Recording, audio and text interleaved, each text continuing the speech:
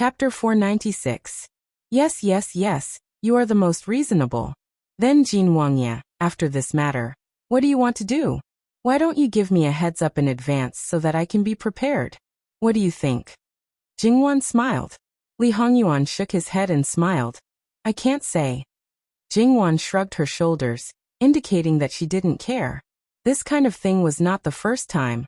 She just had to get used to it. Jingwan's curiosity was not as strong as it was at the beginning. In any case, when the time came, she would know. The final result would probably be three kinds: calm, surprised, and happy. It would not exceed this range. She just didn't know what it would be this time. However, looking at his smile, the possibility of it being happy was relatively high. Then she would just have to wait. No matter how lively the capital was, no matter how cruel the Northwest was, Jingwan and the others' days in the country residence were more or less the same. Everyone had no time to care about them. As for the people who went to the neighboring country residence, because of the recent Emperor Lu Cheng's temper, most of them were warned by their elders to go out less often. Even if they came, they would absolutely not look for trouble. Leisure, leisure, pure leisure. Just like Jingwan and the others, the impact did not seem to be big. Under this kind of situation, the people who went to inquire about the whereabouts of the large quantities of grain returned and set off a big storm. Hundreds of thousands of share of grain went missing. It was fine if it was not discovered, but once it was discovered, there would definitely be clues under careful investigation. After all, it was impossible for so much grain to disappear into thin air, and no one could silently transport it away. Therefore, in the end, it could only be said that the people who touched the granary this year were unlucky. This kind of thing, one would know that it would not be the first time it happened. However, this year's people, or perhaps after last year's autumn harvest, some people's greedy hearts multiplied. Their appetites were too big, but it had always been peaceful. When it came to this year's autumn harvest, the matter could be settled. As a result, a war broke out and the granary was opened in advance. Since they couldn't get the grain back, they could only watch on helplessly. They could only hope that they wouldn't be found out, or that the higher-ups wouldn't throw them out to take the blame. When they left, the faces of the people from the Ministry of Revenue were not very good. When they returned, they were even more dejected. Even their treatment had completely changed. From this, it was clear that the disappearance of a large amount of food was most likely due to embezzlement. It might not have anything to do with the Minister of Revenue, but from his dejected appearance, he was either angry that his own people had failed to live up to his expectations, or that some important figure involved in this matter was greatly related to him. However, due to Lu Qingdi's deliberate suppression, the matter was exposed relatively late. After all, at the beginning of the war, the people who did these things knew that they would be found out sooner or later. Therefore, during these few months, they tried their best to clean up the mess. Although it was impossible to clean up the mess completely, it was true that a lot of evidence could not be found. Therefore, in the end, only some relatively important people would be thrown out. Those who really felt guilty or benefited the most would escape. After being busy for so long and not being able to catch the mastermind, many people were still depressed. Even if Luo Peishan's body was in good condition, but in the end he was old. After rushing all the way, when he returned home, his condition wasn't very good. He was physically and mentally exhausted. Luo Peishan was originally a person who was strict with himself. The matters of the day would not easily be left for the next day.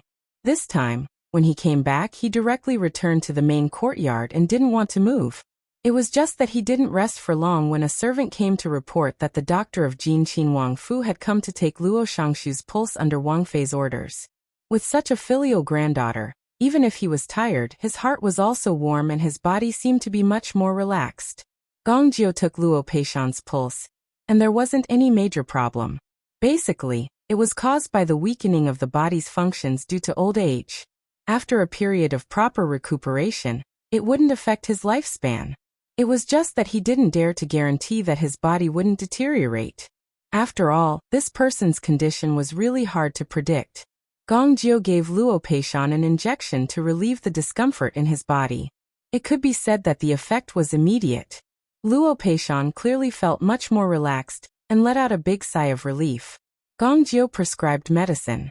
Whether it was out of the heart of a doctor or because of his master's instructions, he gave a few more words of advice.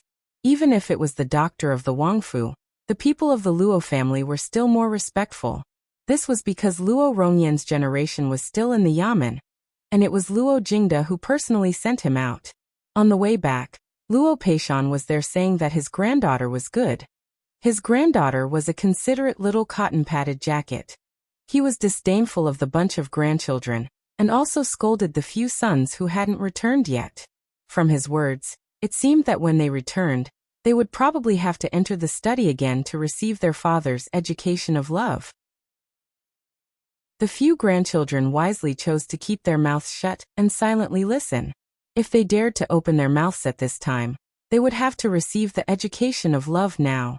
However, at night, Luo Shangshu didn't manage to scold his sons because his second son, who was determined to climb up the social ladder, really gave him a big surprise this time.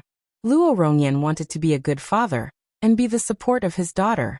He abandoned his own preferences and always left the capital early and returned late. In February and March, he even left the capital for a period of time. After that, he returned a few times, but it seemed that he didn't do anything serious. Because he was the father of Jin Wangfei, his colleagues and superiors respected him and flattered him. It was originally an idle position, and they wouldn't let him do anything. Even when everyone else was busy, it seemed that he still had nothing to do. How could he make progress like this? Luo Peishan was also busy and couldn't be bothered to care about him. Perhaps it was because he wanted to see what he could do. Logically speaking, if one wanted to make progress, he would find something to do even if he had nothing to do. Luo Rongyan was indeed like this, but he didn't take the usual path. Therefore, Luo Peishan didn't expect that he would actually accomplish such a big thing without anyone noticing. Luo Peishan flipped through the thing in his hands that looked like an account book. It recorded the year, month, and day, how much grain was transported from where to where, how much it was worth, which granary it was from, and even the person in charge of selling it and the other party's contact. It could be said that it was coarse compared to a normal account book. However, compared to the information that Luo Peishan and the others brought back when they went out, this thing was countless times more detailed. At the end, there was a total amount of grain that was very small compared to the amount of grain that was lost. Luo Peishan looked at the account book, and then looked at his son. There was an inexplicable, complicated feeling in his heart. Why did you pay attention to this? I didn't have much to do in the Ministry of Revenue. But since I wanted to do something, I naturally had to understand the most basic things about my environment. When I had nothing to do, I would look through those account books. At first, I couldn't find anything. The reason why I paid attention to it was because there was a fat boy in the Ministry of Revenue who muttered that the weight of the grain was wrong. I asked him about it. He said that as far as he knew, the grain that entered the granary was all packed in gunny sacks. There were different numbers for each type of grain, but the weight of the same type of grain should be about the same. The weight of each sack in the account book was about the same as the normal weight, but the difference in the total amount was much bigger. That was when I realized that there might be a problem with the grain. Later, I found that the problem was basically the account books that were reviewed later. The account books that entered the granary at the beginning didn't have such a problem. Because of the large number of account books, they were mixed together. When they were reviewed, the granary was rarely full. Therefore, it probably didn't attract attention. I spent some time sorting out the account books for nearly 10 years. There were problems every year, but the number of problems this year was particularly large. However, the most serious problem was from 7 years ago. Luo Peishan tapped the table with his fingertips. Although he wasn't in the Ministry of Revenue, he actually knew the affairs of the various ministries by heart. In other words, no matter which department he was thrown into, he would be able to mix in the grain that was collected by the Ministry of Revenue every year. Other than the initial entry into the granary, there were at least 2 more complicated reviews. The review time was before the next entry into the granary. However, it was impossible for the granary to only enter and not leave. Some granaries were already gone without waiting for the review.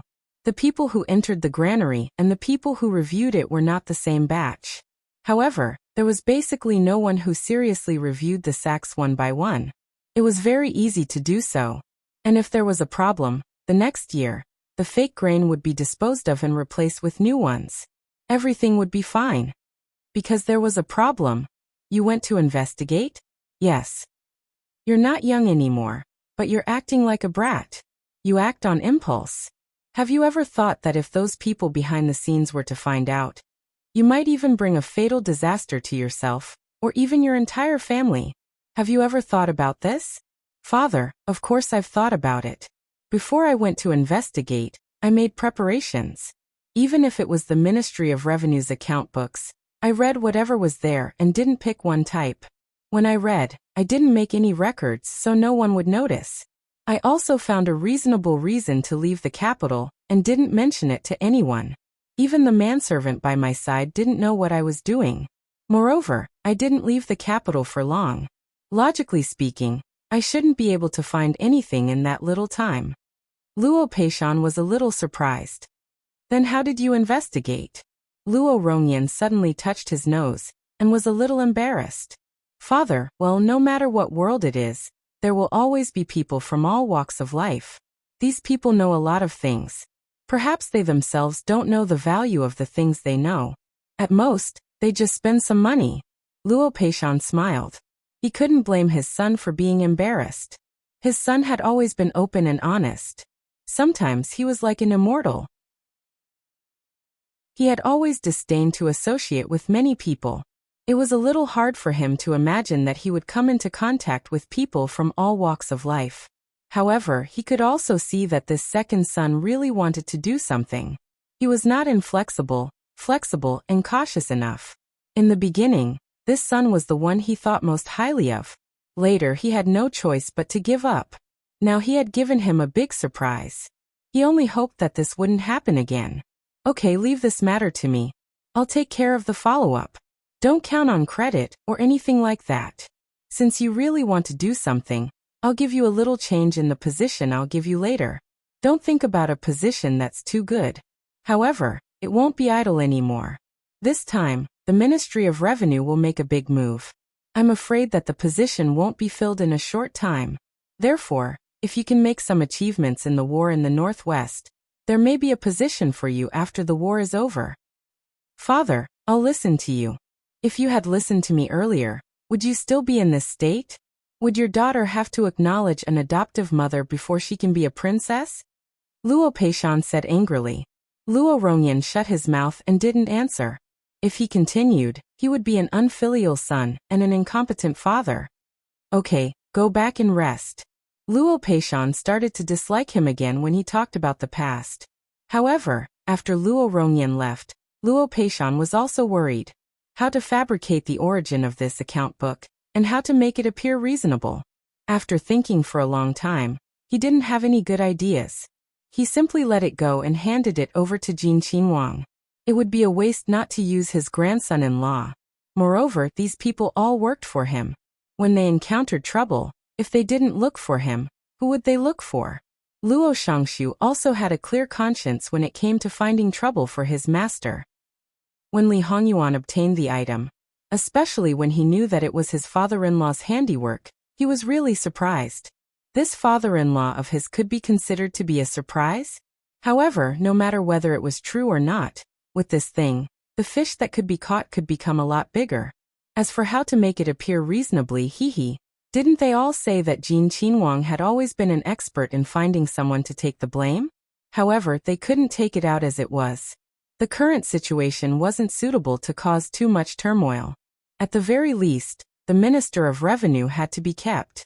Therefore, don't look at the Minister of Revenue's dejected appearance, who knew what he was thinking in his heart. However, even if they kept him, they would at most keep him until after the war in the Northwest. Li Hongyuan started to change some places and then threw it to his subordinates to copy. After it's done, send it to Yun Yang of Rouge Pavilion.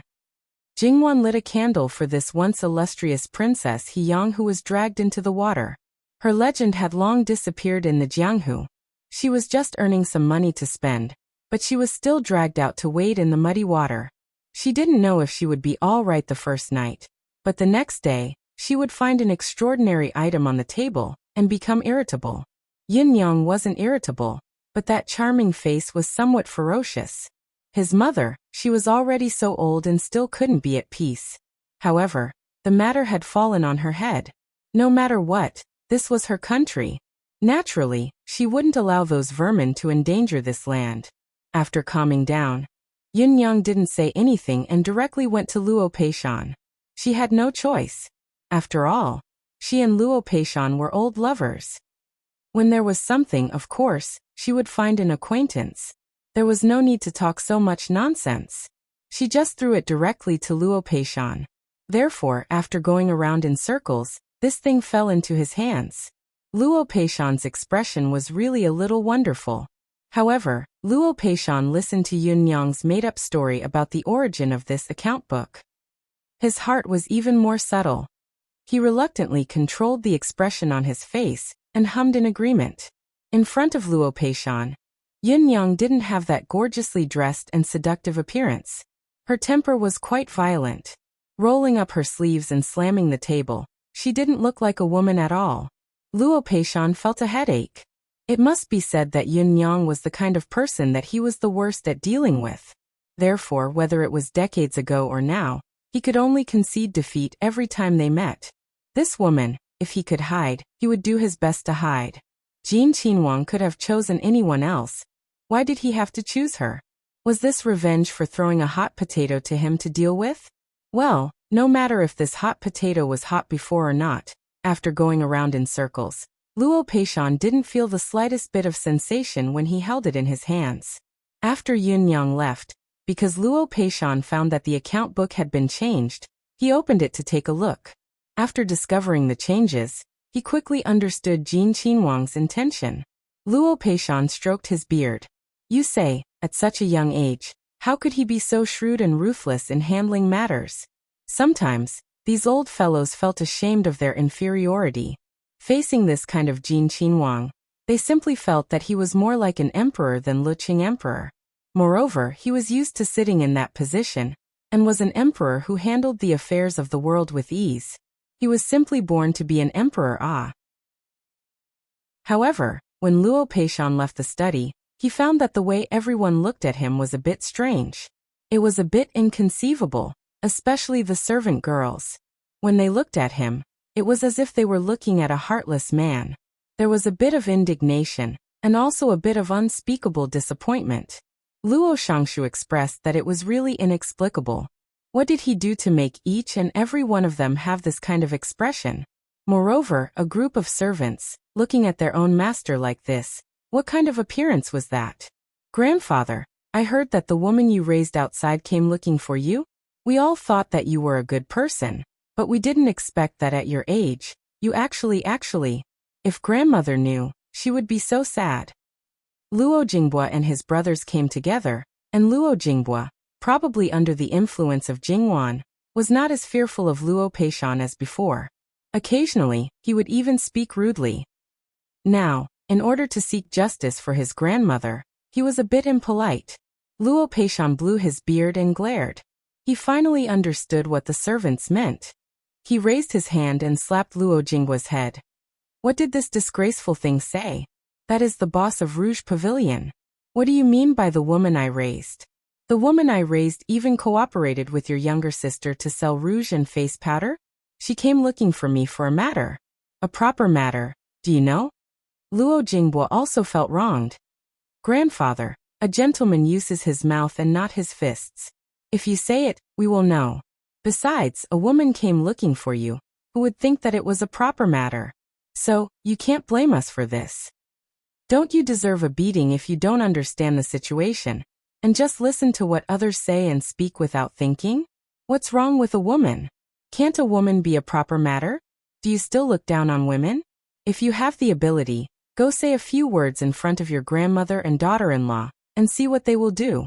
Grandfather, I know you're powerful, but you can't distort the truth like this. What do you mean we look down on women? Luo Peishan sneered. You also know what it means to distort the truth. I thought you didn't know. Luo Jinghua wanted to say more, but was pulled back by Luo Jingda. Grandfather, calm down. Don't listen to third brother's nonsense. We were just curious and came to take a look. Luo Peishan's expression was not much better. He put on a fake smile. Curious? Fine. Do you know about Princess Heong who was married to the northern Xiongnu? That woman just now has always been the one raising men. Which man can raise her? Go and say a few words in front of her. Let's see how many layers of skin she can peel off. The famous Princess Heong was definitely a familiar figure to scholars like them. In their impression, she was a rather unconventional and valiant woman. Although they had suspected that she was still alive at the beginning, they did not expect that she was in the capital, and seemed to be an old acquaintance of their grandfather. Face her? They couldn't help but tremble. However, when they thought of the princess's nickname, they felt that something was wrong with their grandfather. Grandfather, are you sure you haven't been together before? The look in their eyes was so obvious that Luo Peishan was so angry that he almost fell over. He picked up the booklet in his hand and slapped it 3 times. All 3 of them ate the booklet.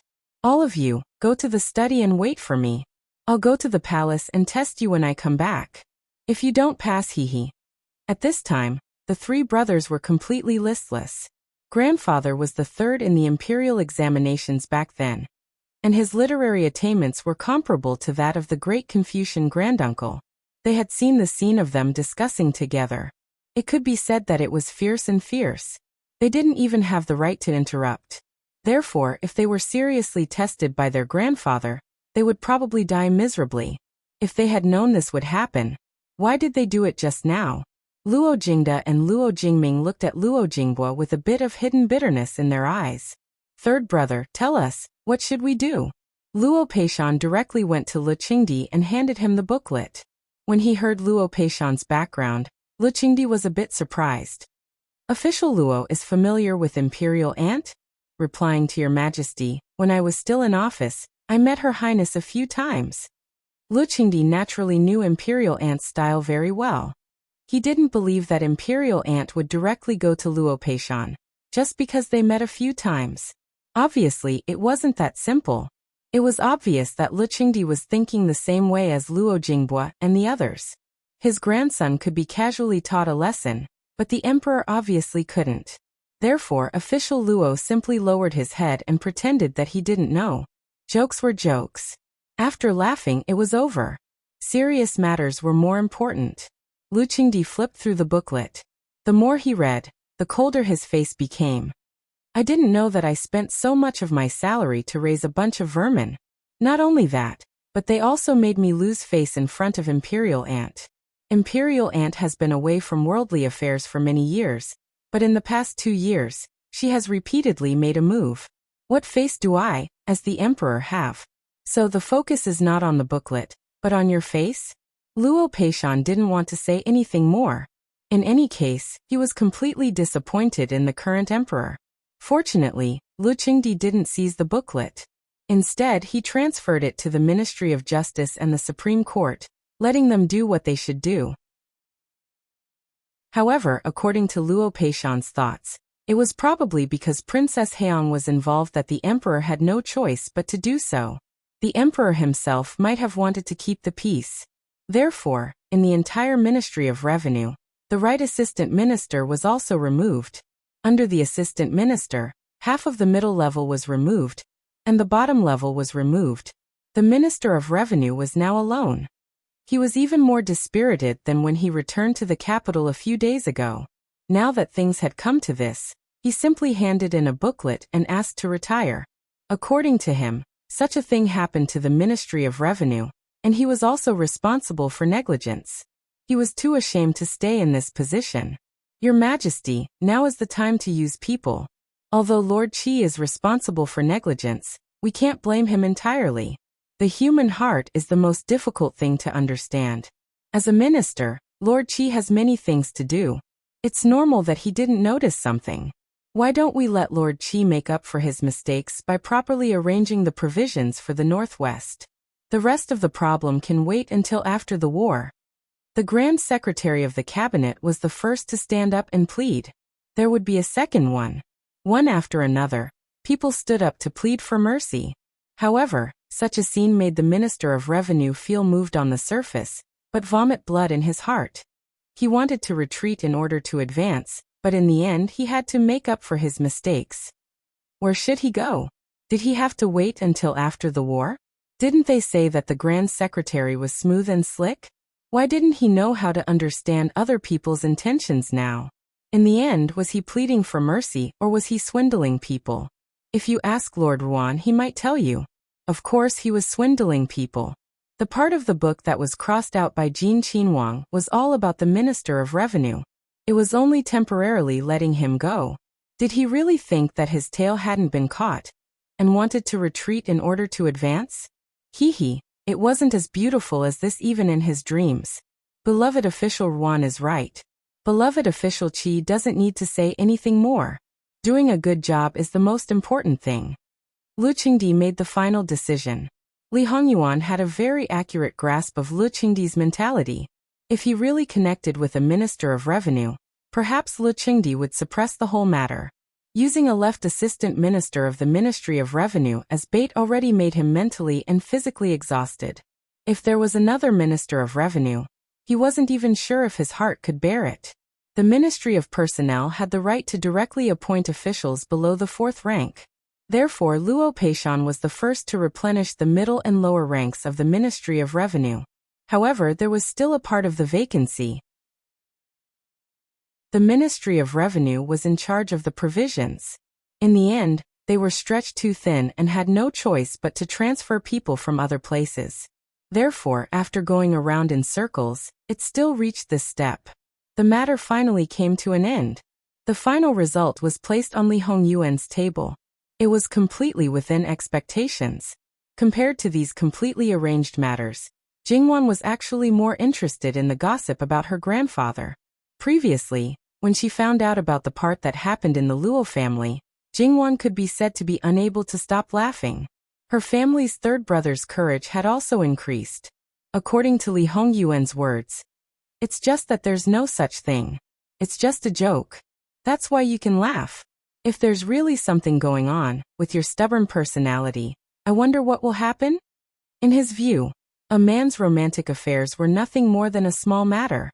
But there was no other way. His own wife was extremely concerned about it. This was the taboo. Jingwan sneered. "What can happen? My father still had a few concubines, a few shoe children, and I still didn't do anything. When it comes to grandfather, can I still make a fuss? The problem is, you are much closer to your grandmother than to your mother. My grandmother is also not my mother. Without a man's favor, she can't live." All right, don't be agitated. Those are all outsiders. Outsiders, I am your only insider. Insider? Jingwan raised an eyebrow. Only you can say these words. If it was heard by others, who knows what they would think? At most, Ben Wang is henpecked. What else can it be? Who was Jin Qinhuang? If he could be henpecked, it would probably be a joke. Now that the matter is over, what are you going to do next? This matter cannot be rushed. It needs to be planned slowly. When it's time, it will be time. I'm not in a hurry. I just casually asked.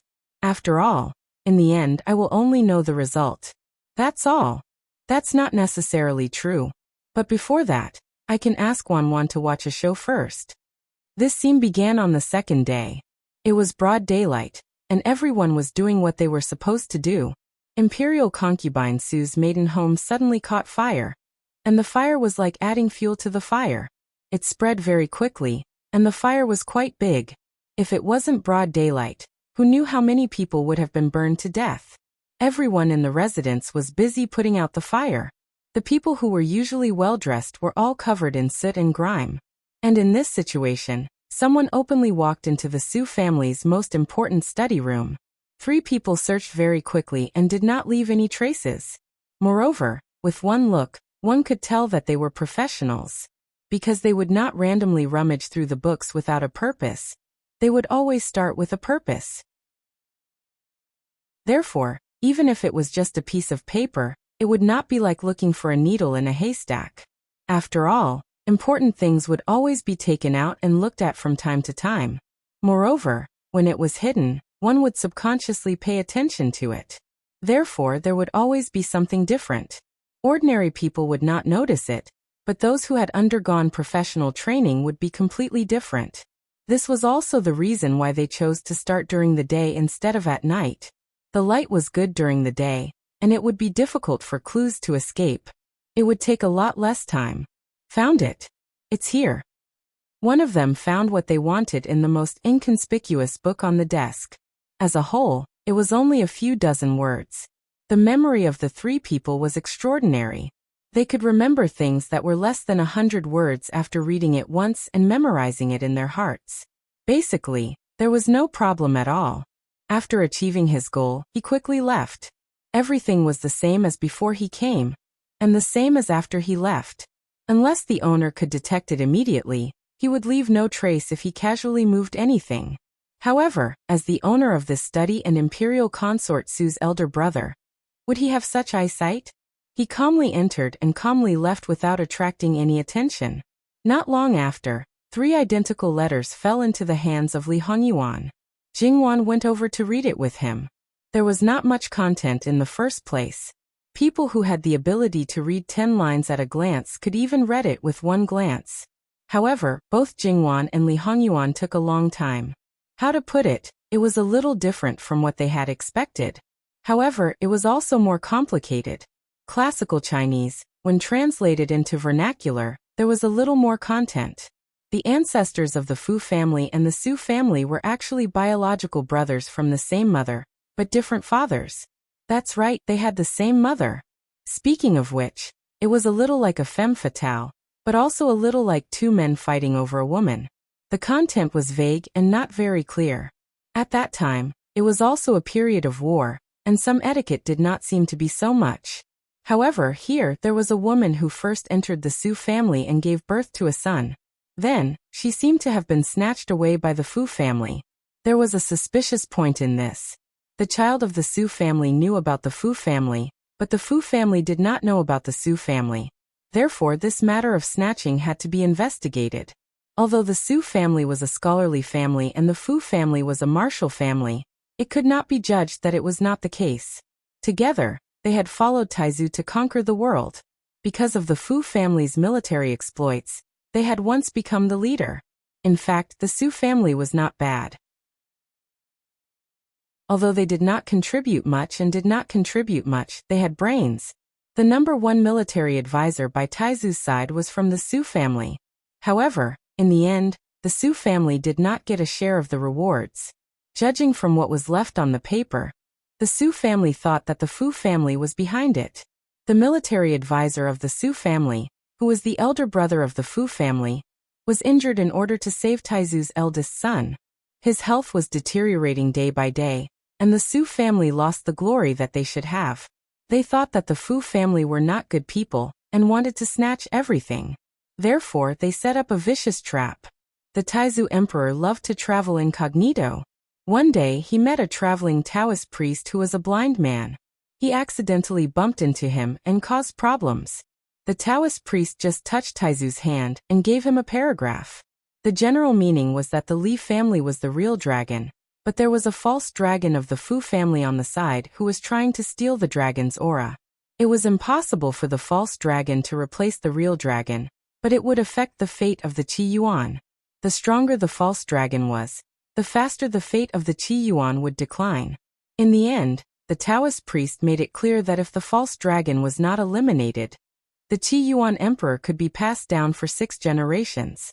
What kind of person was Taizu? Of course, he wouldn't easily believe such words. Then, he sent people to investigate and found that the Taoist priest was quite powerful. He had been famous for decades and could only be encountered by chance. It was unlikely that someone had set up a trap. In Jingwan's opinion, the Taoist priest's status at that time was similar to that of Master Liaochen now. However, the Taoist priest was real, but the one that Taizu met was fake. However, it was impossible for Taizu to deal with the Fu family because the world was not yet settled, and most of the military power was in the hands of the Fu family. If he attacked the Fu family at this time, he would be regarded as a person who had abandoned the bow after the birds were killed. It was very likely that he would be attacked directly. In that case, the loss would outweigh the gain. Therefore, he could only plan slowly. After all, he had 6 generations to live. The setting of the 6th generation, to a certain extent, was also where the Su family's viciousness lay. They would not force the emperor into a corner and quickly get rid of the Fu family. They would slowly erode and weaken the Fu family bit by bit. Generation after generation, they would have to suffer a lot. Cutting their flesh with a blunt knife was too painful. However, the Fu family was unexpectedly stubborn. The emperors of Qi Yuan had a good reputation, and there was an emperor in the middle. They were like puppets and did not have the time to deal with the Fu family. Therefore, the grudges between the two families had lasted for a long time. 6 generations of emperors? The emperor is the 5th generation, right? Jingwan found it funny. In the previous generation, the Fu family was still alive. The possibility of your son not being able to ascend the throne was 0. Even if you gave Fu Yunting 300,000 soldiers, would he be able to take away your country? Li Hongyuan sneered. It was more likely that he would skin Fu Yunting alive. I told you that it was made up by the Su family. So everything is clear now. Your father did this because he wanted to eliminate the threat to his son. Does that mean that he is a good father?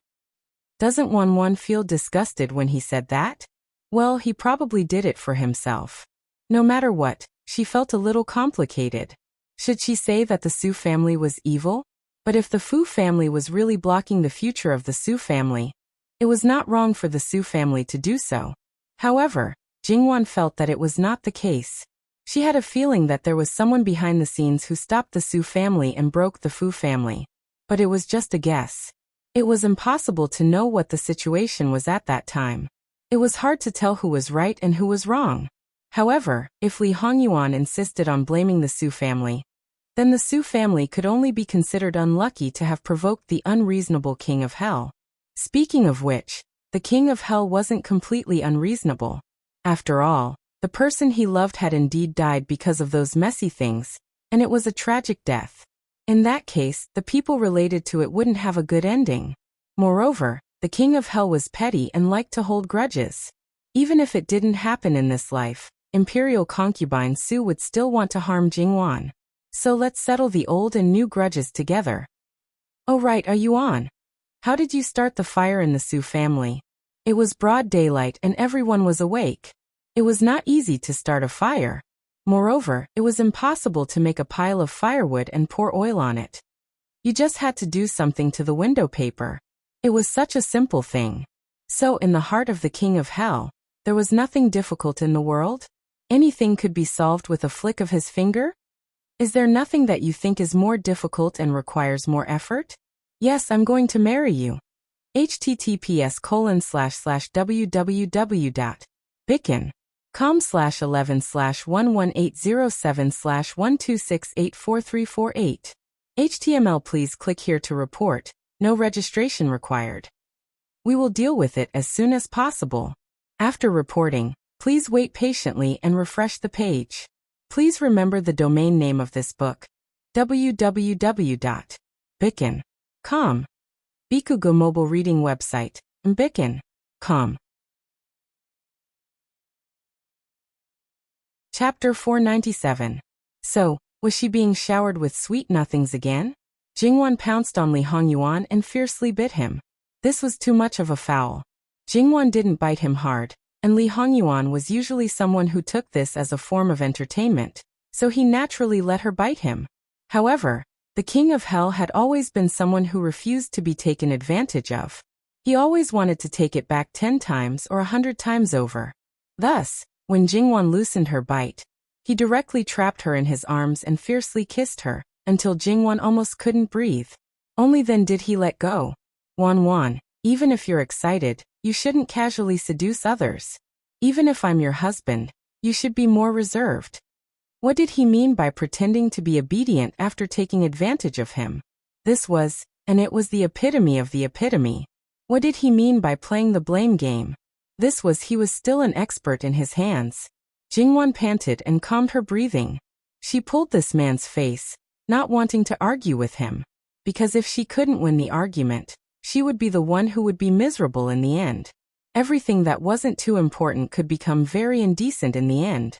However, the Su family's fire was really inexplicable. Fortunately, They only lost some ordinary financial resources. The collapsed buildings were a bit troublesome. If they were to rebuild, the entire Su family would probably have to move. No matter how good the other places were, how could they compare to the meticulously decorated home? In addition, after investigating, they still couldn't find the cause of the fire. After all these things, the Su family's faces couldn't be any darker. However, there were always people who weren't so optimistic. Noble consort Su, who had already decided to rest in peace, began to worry again. She had the Su family investigate again and again to ensure that there really weren't any mistakes. The head of the Su family was also baffled. What were the important things in the Su family, and where were they placed? He knew in his heart that everything was fine. What mistakes could there be? He didn't know what this noble consort Su was thinking all day long. However, because of her identity, he didn't dare to say anything even if she was his younger sister. In fact, there was nothing fatal in the Su family, especially after Su Mingzhang's accident. Some things had been taken care of. The only thing left was probably the ancestors' plot against the Fu family, but that thing had been passed down through several generations.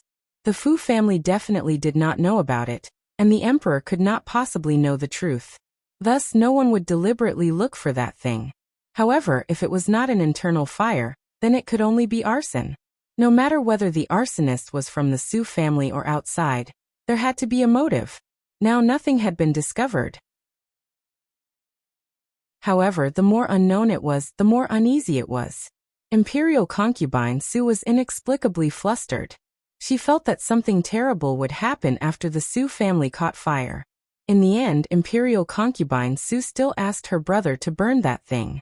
In any case, it was useless to keep it today. Emperor VI? There was no need to continue passing it down, and there was no need to follow the ancestors' wishes to see the Fu family destroyed. The emperor would do everything possible. However, if the losses were too great, Imperial concubine Su would also care about the interests involved. After all, she believed that the future Qi Yuan Empire would be her son's. Everyone wanted their own empire to be rich and powerful. Imperial concubine Su thought too much. Her body, which had finally recovered a little, deteriorated once again. No matter who it was, everyone knew that she couldn't go on like this. Imperial concubine Su was also forcefully controlling her emotions. However, the results were minimal. In a short period of time, too many unfavorable things had happened.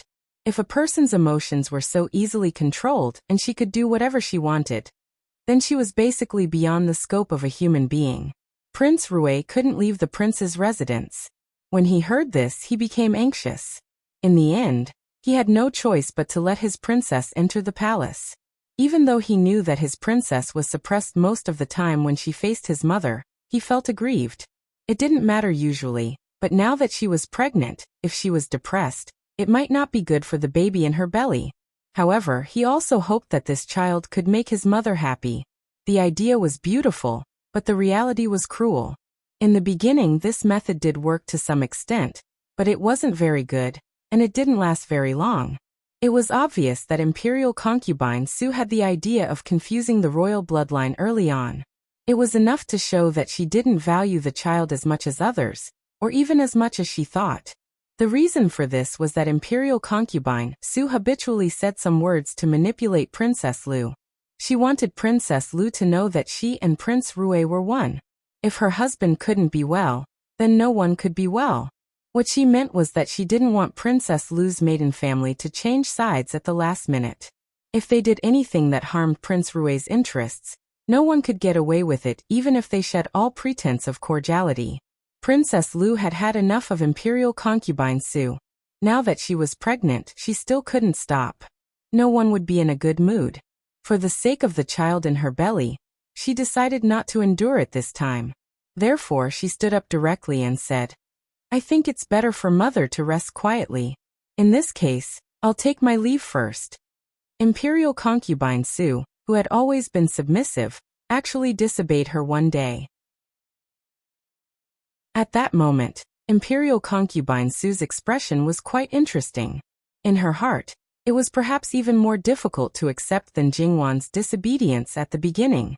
After all, Jingwan had never obeyed her from the beginning. Princess Lu was inexplicably happy. Sure enough, there were still many things that she couldn't see through. Once she saw through it, or it was better to say that she didn't care about it, nothing could bind her until she couldn't breathe. Imperial concubine Su sneered. Good, very good. I'm useless now. Even I don't have the patience to listen to what I have to say. Since she had taken the first step, Princess Lu felt that her mother-in-law was just like that. She was also a person, a woman, and a woman who also needed other men's favor to live a comfortable life. The child in her belly was important now. She had her own family to support her. In this case, there was no need to make herself suffer. Mother, I remember how you treat me all these years. I probably won't forget it for the rest of my life. If it's possible, perhaps I can let your future granddaughter-in-law have a taste of that. But after thinking about it, I feel that it's quite meaningless. Only those who are sick would inflict their own pain on others. I think that I'm still a normal person. Moreover, it's uncertain whether you can have a granddaughter-in-law. After all, who can guarantee that the child will be a boy? Imperial concubine Su's face turned livid. Shut up.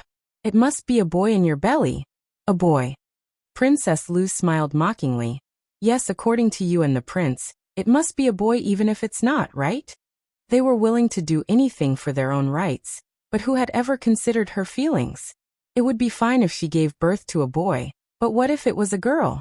If it was a little better, she wouldn't know where she would end up, but if it was a little worse, she might even die. She was clearly the daughter of a noble family and should enjoy the most honorable life, but because of these people, she was mercilessly deprived. Based on what? Just for more people's riches and honor? What riches and honor? What kind of life did she live after marrying into the prince's mansion? What was the point of such riches and honor? She had already wronged the 2 children before her. Was she going to continue to wrong the one in her belly? There weren't so many schemes. What was wrong with living a good life as a family? Lady Lu, do you know what you're talking about? Mother, of course I know. I've never known it before. I know it better than ever. I didn't understand it before. Imperial concubine Su breathed heavily. She almost couldn't control herself, and directly stood up to give Princess Lu 2 hard slaps. Since you know it, then you should understand that there is no way out for some things. If you retreat, your daughters will die with you. Do you want to lose all 3 of them, or 2 of them? Of course, if it's a boy, then everything will be fine. Princess Lu smiled bitterly. She also knew this, so there were many things that she couldn't do as she wanted. Mother, do you really think everything will be fine if you give birth to a boy? How did the prince get poisoned? Even if you give birth to a boy, the person behind the scenes can make an issue of it, right? Daughter-in-law hopes that imperial concubine mother and Prince Wang Yi will be more skillful in the end and get what they want. Daughter-in-law is not doing this for my own glory and splendor. I just want to save the lives of my 2 daughters. Anyway, daughter-in-law does not expect them to have a good future. After all, there are not many princesses in the imperial family who have good days. Especially their father, who has never put them in his eyes. The corners of imperial concubine Su's mouth twitched. For a moment, she really didn't know what to say. Mother, take good care of them. If there's nothing else, I won't enter the palace before the child is born. At least now there is a piece of meat in my belly as an amulet. Let me enjoy myself for a while. As for after the child is born, who knows what will happen? Maybe I will even lose my life. Therefore, I should enjoy myself as long as I can. Otherwise, when I am about to die, I will recall that I have lived a sullen life for the rest of my life. If I am lucky enough to survive, I will be at your disposal.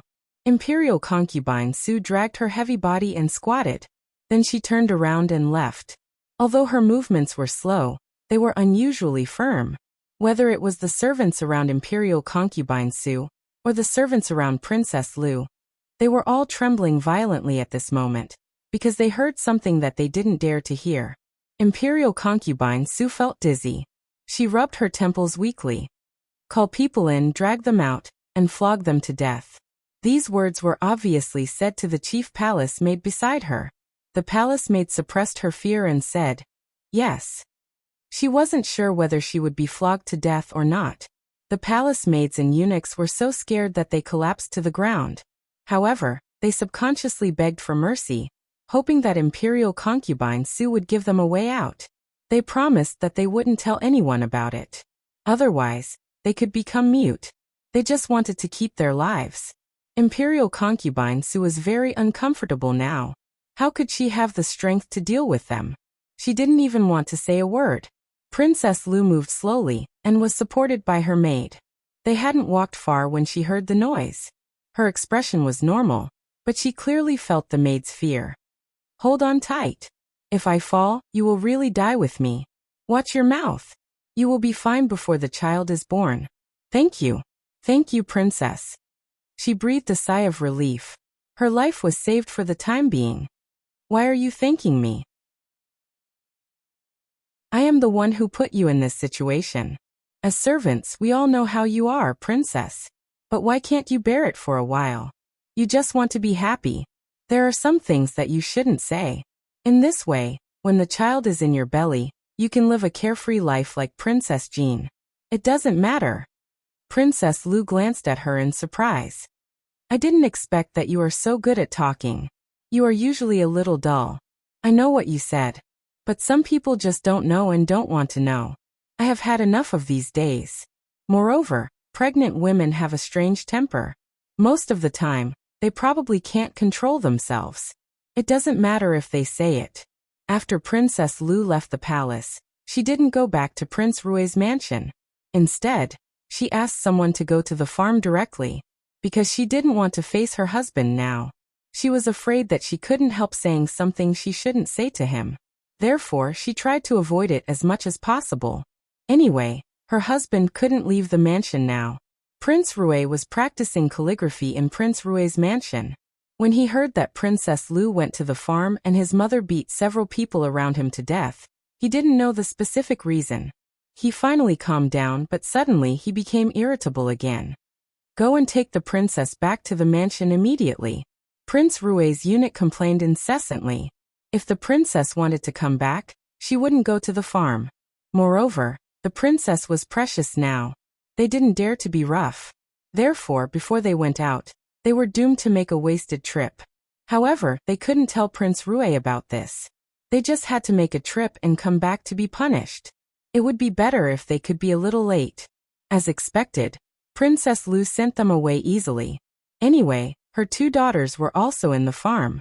It didn't matter. The eunuch could obviously feel the change in Princess Lu's attitude. All this happened after she entered the palace. Then maybe it was a very wrong decision to let the princess go to the palace this time. People in Prince Rui's mansion, no matter whether they were servants or concubines in the backyard, were in deep trouble. Maybe the two concubines, who were disliked by Prince Rui at the beginning, were living a more comfortable life now. When the eunuch went back to report, he was ready to be destroyed by his master's anger. Therefore, when the teacup hit his head, he didn't even move his head. The blood flowed and covered his eyes. He just reached out to wipe it and didn't have any other reaction. Prince Rui was furious. He probably didn't expect that the woman who had always been obedient to him would disobey him. In fact, his thoughts were similar to noble consort Sue's. Married women should rely on their husbands and live a life of obedience to their mother-in-law. How dare she rebel? It meant that she was tired of living and didn't want to live a comfortable life. Did she really think that she could do whatever she wanted with a piece of meat in her belly? However, Princess Lu still did it. No one could do anything to her. Not long after, Jingwan naturally knew about it. Although she didn't know the details, she knew that Princess Lu must have quarreled with noble consort Su and her son. However, Jingwan didn't have a bad impression of Princess Lu. She didn't have a bad impression of her, let alone a good impression of her. She didn't care about it now. In the future, when it was time to scheme against her, she would scheme against her. She would never say anything about it. However, when Jingwan wanted to ignore it, Princess Lu came to her. Jingwan raised her eyebrows. For the sake of the pregnant woman, she met her. After all, it was really hard for a pregnant woman, especially when there were too many people expecting a boy in her belly. It must be very stressful for a pregnant woman. She didn't worry that something would happen. According to how much Princess Lu valued the child, it was impossible for anything to happen. Moreover, even if something happened in her farm, she wouldn't do anything in the end according to the nature of the King of Hell. Jingwan originally thought that her sister-in-law's situation wouldn't be very good. However, after seeing her, she was much better than expected. She looked very clear-headed and didn't seem to be under heavy pressure. Jingwan was surprised. "Why do you want to come here today?" Jingwan asked the servants to prepare tea and snacks. Of course, the tea was healthy flower tea, which was good for pregnant women. Princess Lu waved away her maidservants and nannies. She directly took a sip and said, "Sixth sister-in-law, the things here are special. Can you give me some later?" Her attitude was so relaxed that it was a little surprising. "Third sister-in-law, you are very precious now. I don't dare to give you the things that you want to eat. Well, I will give you the recipe. You can go back and ask someone to make it. It's not difficult and it won't take long." "Okay." Princess Lu nodded without hesitation. "Before I came here, I thought that you would be comfortable here. As expected, after entering the farm, my mood became better. I'm afraid that I will have to disturb you in the future. I'm thick-skinned this time. Please forgive me, sixth sister-in-law." Jingwan really suspected that something had happened to her third sister-in-law. It was as if all the shackles on her body had been removed. She was so relaxed and carefree that she only lived for herself. She thought for a while. It seemed that noble consort Su seemed to be worse. Maybe it was true. If noble consort Su was worse, Jingwan felt that she would be better. Although the enemy of an enemy might not necessarily be a friend, and noble consort Su and noble consort Lu were probably far from enemies, as they disobeyed the same mother-in-law, they could still talk about some unimportant topics calmly. Princess Lu came to Jingwan just to chat. The reason why she came to Jingwan instead of others was that this sixth sister-in-law lived the most comfortable life. Apart from all kinds of grievances, her personality was actually quite likable. Princess Lu envied Jingwan. She used to be, and she still was. However, it was just a kind of feeling in her heart.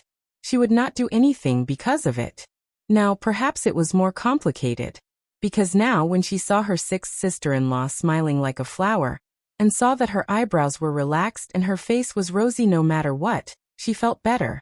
Princess Lu touched her belly and said with a smile, "The baby will definitely like you in the future, right?" Jingwan smiled and raised her eyebrows. "Third sister-in-law, why do you say that?" "Because it's still in my belly. Because you're here, it can make his mother feel better." What kind of show was this again? Then Jingwan laughed. It was just a casual chat. There was no need to think so much. Even if she had a purpose, she could just deal with it as it came. "Third sister-in-law, well, I like what you said. I hope that the baby can also please my sixth aunt." Princess Lu touched her belly again and said with a smile, "Good girl, please your sixth aunt in the future. Your sixth aunt has a lot of treasures. If you please her, you will get a lot of benefits." Jingwan did not want to think too much. However, her third sister-in-law was troublesome. Couldn't they just chat? Princess Lu stayed at Jingwan's place for 2 hours. At first, she just sat, and then took Jingwan to walk around with her. Anyway, she lived like this in daily life. Jingwan did not care.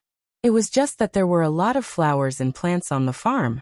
If she stayed with some for a long time, she would feel uncomfortable. She could not take it lightly, especially for pregnant women. She told her directly, and Princess Lu did not refuse to listen to her. She just walked around in those places where she could definitely go. She really looked like the most ordinary sisters-in-law. Jingwan could obviously feel that Princess Lu was very relaxed. After sending them off, Jingwan stood there quietly for a while. In the end, she gave up. There was no need to trouble herself. Anyone who had a little bit of doubt would have to go through all the twists and turns to understand. Wouldn't that be exhausting? Princess Lu was really a woman of her words. She came to Jingwan's place to report every few days. She had already said that she would be thick-skinned. What else could she say? It was fine if it was just 1 or 2 times, but if it happened more often, it would take up more of Jingwan's time. The King of Hell expressed his displeasure, but he was a man after all. How could he be so calculative with a pregnant daughter? However, he could not do anything directly. So he asked someone to find something for Jingwan to do. He wanted her to know what was good for her. Every time she was called away, Jingwan's so-called thing was to see someone, leaving Princess Lu alone. Jingwan did not know whether to laugh or cry. She said that this man was childish, but he did not admit it. Well, she did not say it in front of him. After so many times, Princess Lu also realized it. Especially when it was the right time, her sixth sister-in-law would be happy. How could she not understand? She covered her mouth and laughed. If you are really busy, you don't have to worry about me. Really? She emphasized the word busy. Obviously, she was found out. Jingwan touched her face subconsciously, wondering if someone had left some obvious marks on her body. She scolded him secretly. Then she saw Princess Lu laugh more mockingly. Even though she had been thick-skinned, she could not help but blush. Sixth sister-in-law, you don't have to be embarrassed. Other people, even if they want to be like this, it is an extravagant hope. I, your sister-in-law, am also very envious. Originally, I also know that it is not good to always disturb others, but I also have no place to go. I stay in my own manor and am surrounded by a group of people all day long. There are all kinds of things that they say. It is really annoying. In other places, I am afraid that wherever I go, those people will follow me. They don't dare to follow Prince Jin's place, so I have to be thick-skinned and stay at sixth sister-in-law's place. The manor next to yours is also fine, but there are too many people and I am afraid that there will be an accident. So no matter how annoying it is, I will probably continue to disturb sixth sister-in-law. However, you really don't have to worry about me. I will sit and walk. When the time is up, I will leave by myself. Third sister-in-law is too serious. It is not a long time. I am also very idle every day. If you feel more comfortable here, it is okay to stay for a while. Jingwan felt that her heart was really starting to harden. Now she was smiling, but in the future, she would still do the same. She would not be soft-hearted to this woman. Princess Lu nodded. As for Princess Lu's words, she did not hide it from the people around her. Among those people, there were not only people sent by Prince Rue, but also by noble consort Su. It was not because they could not see Princess Lu later, but because they had been serving Princess Lu when she was pregnant. Now neither of them could see Princess Lu. If they wanted to get news about her, they could only pass the message through the people around her. If they knew about Princess Lu's recent behavior and what she said, it was hard to imagine what their expressions would be like. In noble consort Su's eyes, Jingwan was a thorn in her flesh. Some of her opinions about Li Hongyuan had probably been buried very deep in her heart in the past, so deep that she didn't even notice it. Now it was getting clearer and clearer. When she saw Li Hongyuan again, she might not be able to hide it anymore. After that, Princess Lu came to see Jingwan less often, but it was not like she stopped visiting Jingwan. Jingwan also knew some things gradually. It seemed that third sister-in-law was ready to cut off all means of retreat, but she did not know whether her attitude would affect their future plans. Don't worry. Even if she cuts off all means of retreat, she will not get any result. Let alone other things, she will definitely not be able to get through Li Hongming. Moreover, she still cares about her two daughters. If she can't change anything and gets herself into trouble first, her two daughters will not be able to survive. Now more than anything, she just wants to get by for the time being. Yuan also knows this woman's mind so well. Is it because he has seen countless women? It's not because I've seen countless women, but because I have an unpredictable princess at home. After a long time of hard work, I finally figured out a little bit. Then I simply learned by analogy. I can see through other women at a glance. Naturally, I still feel helpless when it comes to my princess. I still need to continue working hard. Jingwan was not angry. Yuan is actually talking about yourself, right? Am I like this in Wanwan's heart? His thoughts are profound and hard to grasp. Yuan is very self-aware. What about you? I think that you can't be more honest in front of Wanwan. Why are you still unpredictable? Could it be? What? Jingwan answered subconsciously. Li Hongyuan's smile overflowed from the bottom of his eyes. Sure enough, Wanwan is too stupid. Jingwan's face darkened again. Why couldn't she learn her lesson? She should be vigilant every time this happened, but she still fell for it every time. It happened every time. She was really stupid, wasn't she? Jingwan flung her hand and left. It was too infuriating. Watching this, Nanny Gong could only shake her head helplessly. The princess was always bullied. In addition to the fact that she was young and weak, the most important thing was that she was the one who let the prince out. At the beginning of their marriage, the prince was not so unscrupulous. However, it was purely a matter of one's willingness to be beaten and the other's willingness to be beaten. Others couldn't say anything.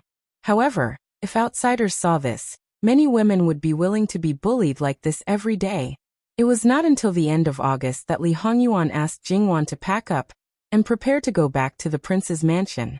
Counting with her fingers, she had lived in the farm for more than 4 months. Since Jingwan and the others had returned to the capital city, Princess Lu naturally had no place to hang out. But she was more and more peaceful now. People who didn't know her would think that she was eating vegetarian food and praying to Buddha. It was really amazing that a pregnant woman could have such an effect. But this time, after returning to the capital, Jingwan almost knew that there might be a result of what someone was going to do. Of course, it might also be the beginning. Li Hongyuan didn't have much to do during this period of time. Because he was busy with the war in the northwest, Jingwan didn't know much about it. She didn't interrupt or intervene. She didn't even have much time to look at it. Therefore, when he returned to the capital, he found that there were already some rumors circulating in the capital after the 15th of August. In fact, there was no need to think about who it was about. It was about Fu Yenting at the northwest border. As the war became more and more successful, Fu Yenting, as the commander-in-chief, seemed to have an ambition that he shouldn't have. He seemed to have the intention to build up an army and establish himself. No matter how ridiculous these rumors were, in short, they were spread with a nose and eyes. In particular, many people didn't know how to think for themselves. Because their knowledge was very limited, they didn't know how to think. They were more like parrots. They believed what others said and passed more and more ridiculous rumors to more people according to their own guesses. The more ridiculous the rumors were, the more ridiculous they became. In the end, people didn't know what the original rumors were and how they came about. Logically speaking, such things should be suppressed as soon as possible to avoid causing panic. However, Lu Qingdi thought that it was better to let it go than to block it. The more he tried to stop it, the more people would think that it was true. It was better to let it go. After a long time, nothing happened, and the rumors disappeared. At the same time, he also sent the blackguard to surround Wu Wanho's mansion. The reason was to protect the people in Wu Wanho's mansion, in case they were attacked because of Su Mingzhang's matter like the Su family before. Why didn't you want to protect the Su family at that time? Some people wanted to roar at Lu Qingdi. This encirclement, in the eyes of the people, simply confirmed the fact that Fu Yenting wanted to rebel. Otherwise, why would the emperor detain his family? This was clearly to make Fu Yenting hesitate to attack the rat for fear of breaking the vases. No matter how good the officials were, they only felt that it was ridiculous. It was really too ridiculous. However, Lu Qingdi still did things his own way. He said with certainty that there was no problem with it. Few officials in high positions were stupid. Gradually, more and more people seemed to realize Lu Qingdi's true attitude towards Fu Yenting. However, the closer they got to the truth, the more they didn't dare to believe it. There was no reason. The Fu family didn't do anything to anger the heavens and the people. But in reality, all the results showed that Lu Qingdi had ill intentions towards Fu Yenting and the Fu family. Of course, Lu Qingdi's goal wasn't to spread rumors in the capital. His real goal was to let Fu Yenting know that he had detained everyone in Wu Wanho's mansion. He wanted Fu Yenting to think that he was going to harm Wu Wanho's mansion, or that he didn't trust him. This would make Fu Yenting so angry that he would do something irrational. If this led to a loss in the war, then it would be justifiable to punish him. If he could really make him rebel, then it was needless to say. Lu Qingdi's plan was to use the fact that the two places were far away from each other to spread the news. If he did it well, he could even accidentally kill Fu Yenting and the Fu family. Perhaps it was because he felt that this plan was feasible and didn't need to sacrifice a lot of soldiers. Recently, Lu Qingdi had been in a strange state of excitement. After Li Hongyuan returned to the capital, he went to see him once. In his previous life, he didn't know whether his good father was in such a state before his plan was about to succeed. Because in his previous life, he had been forced to leave the capital at this time. His situation was quite bad, so he couldn't care about anything else. Li Hongyuan turned around and reminded a few people to be careful. He told them that there was something wrong with a certain someone's brain. Even if it was something that was originally planned, they shouldn't act rashly. At this time, whether it was intentional or unintentional, as long as they went against him, then they could provoke his anger. A person who wasn't clear-headed could do anything. Things seemed to have come to a standstill. On Fu Yunting's side, if Li Hongyuan hadn't sent him a letter in advance, it might have really gone according to Lu Qingdi's plan. Yuan, His Majesty has a good reputation.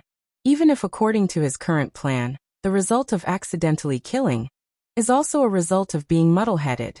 It seems to be a little more cruel and heartless than indiscriminately killing loyal people, but it's still a stain that can't be erased. Could it be that something has forced him into a corner? It's said that the emperor has passed down 6 generations. In His Majesty's mind, it's unknown whether there will be a 6th generation. So, the safest way is to end it in his hands. Li Hongyuan tapped lightly on the armrest. It's not impossible. Then if it's really so, if Fu Yunting doesn't act according to his plan, will he simply get someone to fabricate a secret letter from the northwest or something? Fabricate some plausible evidence, and then deliberately act like he's furious and kill the whole Fu family first. At that time, Fu Yunting will really rebel. Jingwan quivered. Why do I feel that this is the real plan? If Fu Yunting really rebels, he can even erase the accidentally killing label. After all, at that time, no one will care about the order of things. If it's really so, this secret letter won't be made by himself. He needs a way to convince people. So just the letter isn't enough, he still needs people. These will only be handled by the blackguard. Li Suyan is the best candidate, so there's no need to worry. When this letter appears, we won't know anything. Then what should we do now? I'll think of a way to get his medical records and see if there's something wrong with his body. If there is, then think of a way to increase his lifespan. At least let him feel that he can take things slowly with the Fu family. There's no need to rush and affect his eternal reputation. Isn't the imperial noble consort's altar completed? It's better to choose an auspicious day and start early.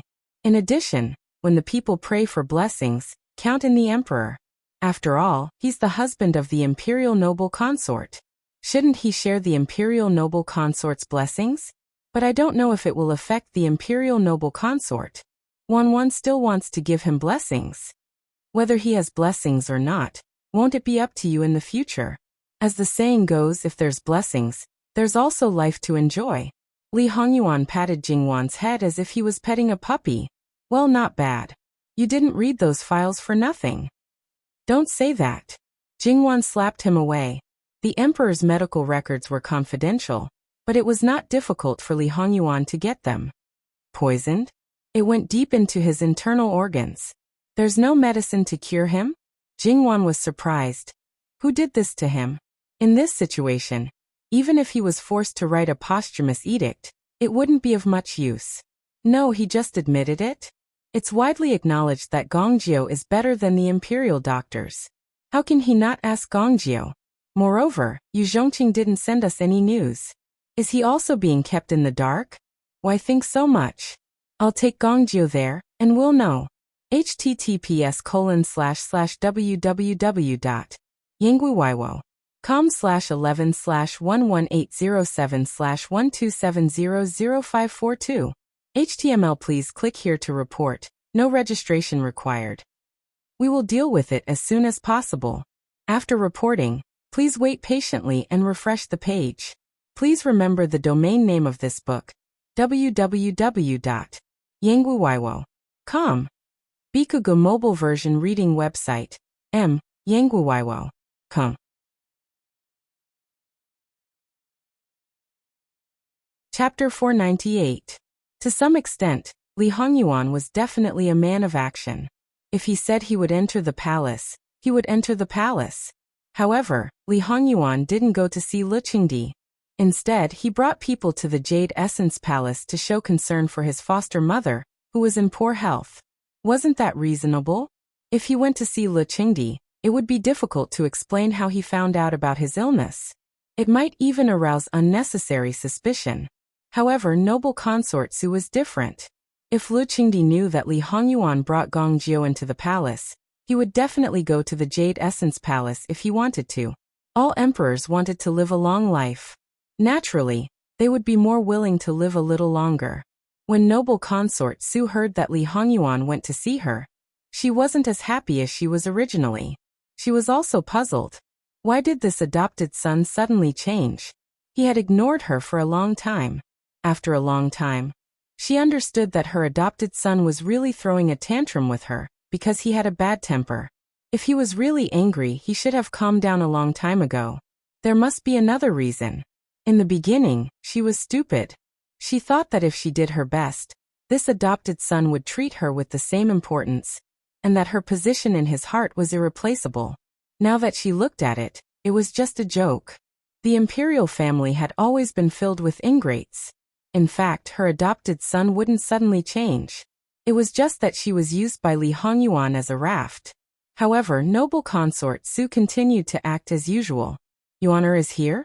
Why aren't you coming in? She seemed unusually happy, tears welling up in her eyes. Li Hongyuan was still calm and walked in with an extraordinary bearing. This son greets mother.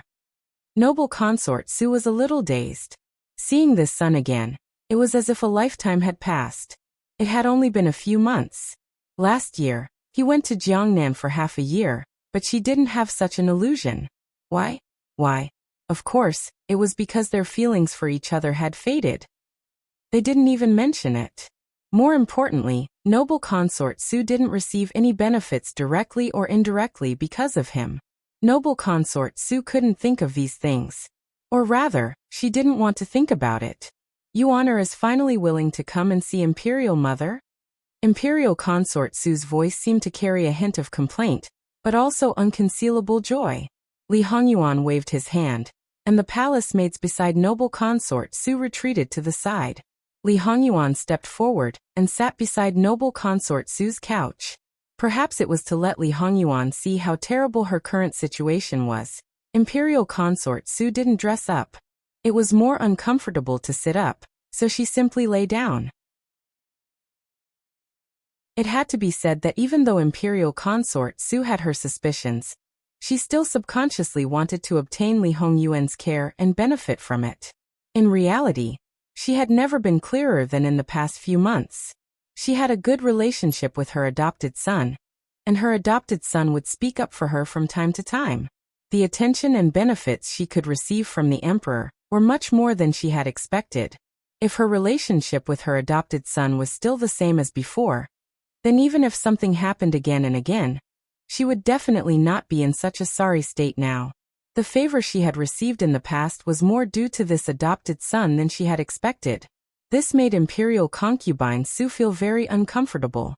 At the same time, because of her current sorry state, she was full of resentment towards this adopted son. That's right, resentment. If this ingrate hadn't been so heartless, she wouldn't be in such a state now. Li Hongyuan's elbows rested on his knees, and his hands naturally drooped inwards. He leaned forward and leaned closer to Imperial consort Su. With a faint smile, he slightly lowered his voice. As expected, you've become so used to pretending that your bones have become hypocritical. However, for the sake of benefits, it's just pretending. It's not like you'll lose a piece of flesh, so why not? Imperial consort Su. However, it's actually quite hard to live with a hypocritical mask for 10 or 20 years. It's just that. Li Hongyuan flicked the hair that had slid in front of him. I just slightly stopped cooperating, and you became like this. It's really unsightly. Imperial consort Su's pupils contracted sharply. Even if she was as calm as she was at this time, her eyes were also filled with fear. In Imperial consort Su's eyes, even if this adopted son of hers was malicious and had a changeable temperament, it was only on the surface. Inside, he was still pure and even harmless. At least for her. Wanting to control this adopted son in the palm of her hand was not a simple matter. Even if he might not be obedient on the surface, in the end, he would basically act according to her wishes. Now reality had fiercely slapped her in the face. This was not the cruelty on the surface, it was more frightening in the bones. She had a pair of sharp eyes, but she had never seen through this person. How long did he continue to pretend like this? Imperial Consort Su stiffly pulled the corner of her mouth. What is Yuan are talking about? How come Mufei doesn't understand? Li Hongyuan clicked his tongue, appearing a little impatient. Benwang isn't feigning civility with you anymore. Why do you continue to wrong yourself? So Jin Qinhuang is saying that we're not the same? The smile at the corner of Li Hongyuan's mouth became more obvious. Do you really think so? Your biological son. I can deal with him however I want. After I'm done, you still help me reprimand him. So Imperial Consort Su thinks that Benwang is the same as you? I only called you Mufei, that's all. Do you really think that I'm like you, wronging myself every day? You don't know how carefree I am sometimes. But for you it shouldn't matter. In any case, you're already used to it. Used to wronging your biological son, your biological daughter, and yourself. Occasionally, Benwang will feel quite happy when he sees it. Imperial Consort Su's complexion instantly turned ashen, and her breathing became hurried. It was as if she could die at any time. Li Hongyuan sat up straight again and lifted his chin towards Gong Jiu. Let Imperial Consort take a look. Yes. Gong Jiu respectfully responded and stepped forward, wanting to clasp Imperial Consort Su's wrist. Scram, you're not allowed to touch Benwang. Since they had completely shed all pretenses of cordiality, how could Imperial Consort Su believe the person Li Hongyuan brought? Gong Jiu also obediently retreated a little. Why do you have to do this? If you don't raise him properly, how can you watch your grandson be born? That's a child you've been looking forward to for many years. Imperial Consort Su's expression changed slightly. She didn't know if he was simply mentioning this, or if the poison in her son's body was related to him. It was also the sterilization powder, so it was difficult for her not to connect the two. However, she had drugged her son more than 10 years ago. How could he have known at that time? No, that's not right. He might have found out later. That's right. Benwang has been looking forward to it for many years. Originally, I was also looking forward to you, Yuan. Unfortunately, I'm afraid that I'll never have that chance. Li Hongyuan nodded. Benwang quite agrees with your words. Imperial Consort Su still couldn't figure out what Li Hongyuan meant. However, one thing was certain, and that was that she absolutely couldn't treat this adopted son the same way as before. Yuan, you've really surprised me. What's the matter? Do you also have thoughts about the throne? Or have you always had them? Unfortunately, no matter how good your imperial father is to you, he won't hand over the river to you. The throne can be any of your brothers, but it definitely won't be yours.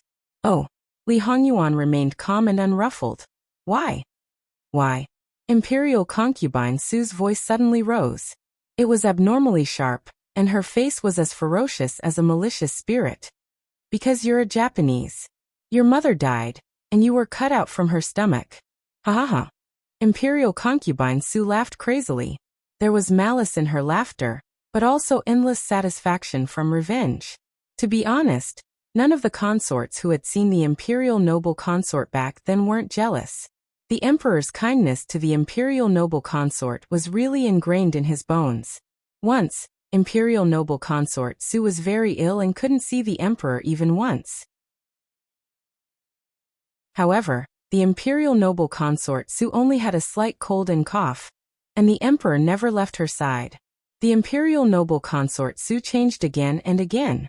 How could Imperial Consort Su remain indifferent?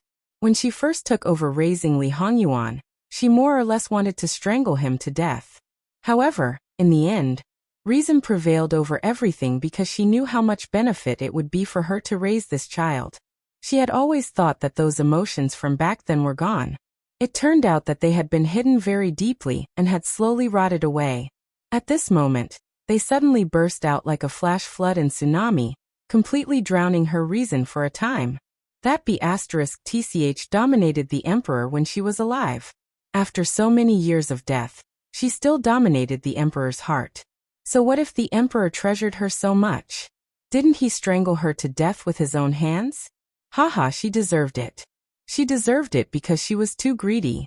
As for you, you B***TCH, if I had known this would happen, I would have strangled you to death long ago. Li Hongyuan didn't look at the expressions of the palace servants who served him. Anyway, they were already dead.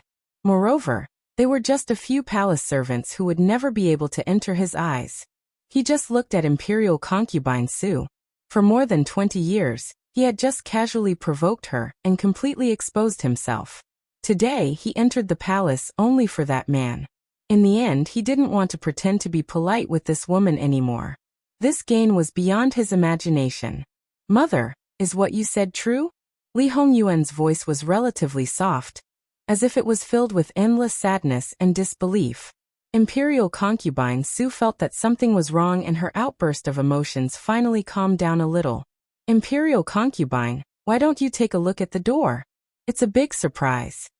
Li Hongyuan's body was sitting sideways, and his hair covered all the expressions on his face. Imperial concubine Su suddenly turned her head. At the door, on the emperor's dragon robe, there was a flying golden dragon. In the entire Qiyuan, only one person could wear it. At this moment, Lu Qingdi was furious. His eyes were wide open, and he looked like a furious lion. Imperial concubine Su was scared out of her wits. Emperor, Emperor! Lu Qingdi rushed forward as if there was wind under his feet. Li Hongyuan understood the situation very well, and stood up to step back. Bitch! Lu Qingdi raised his hand and slapped her. Looking at the wind from his palm, it was obvious that he had used 120% of his strength. Imperial concubine Su subconsciously wanted to dodge, but her current physical condition didn't allow it. She took a solid slap, then a second slap, and then a third. Imperial concubine Su could only cover her head and scream. She begged for mercy, but before she could say anything, she was slapped back and couldn't speak.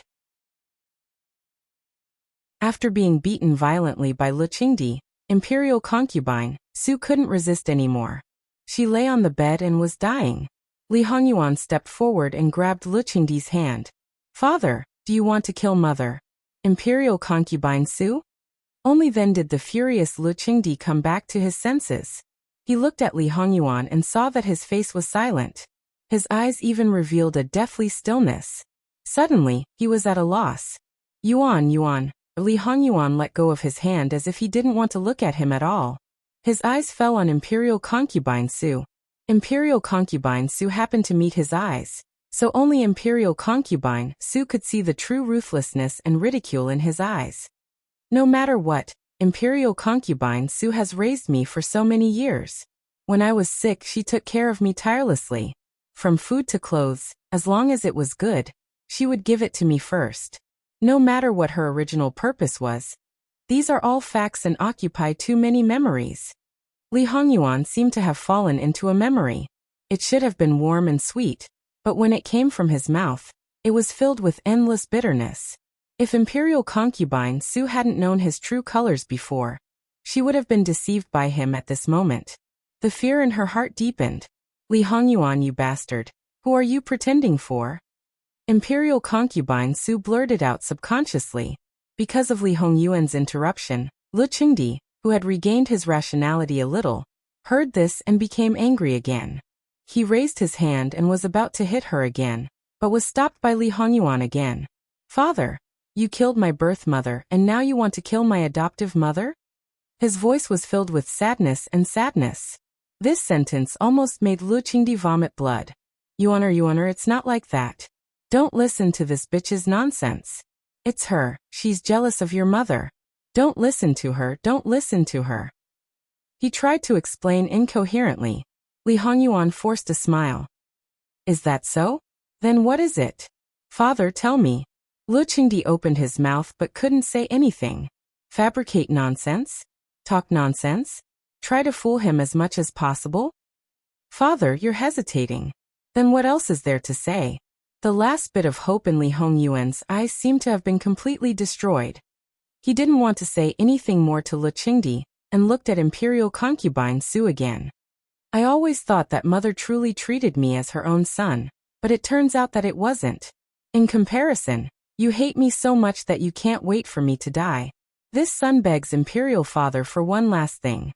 Imperial father, please give Imperial mother a way out. Lu Qingdi's lips trembled as if he was struggling. Okay. Thank you, father.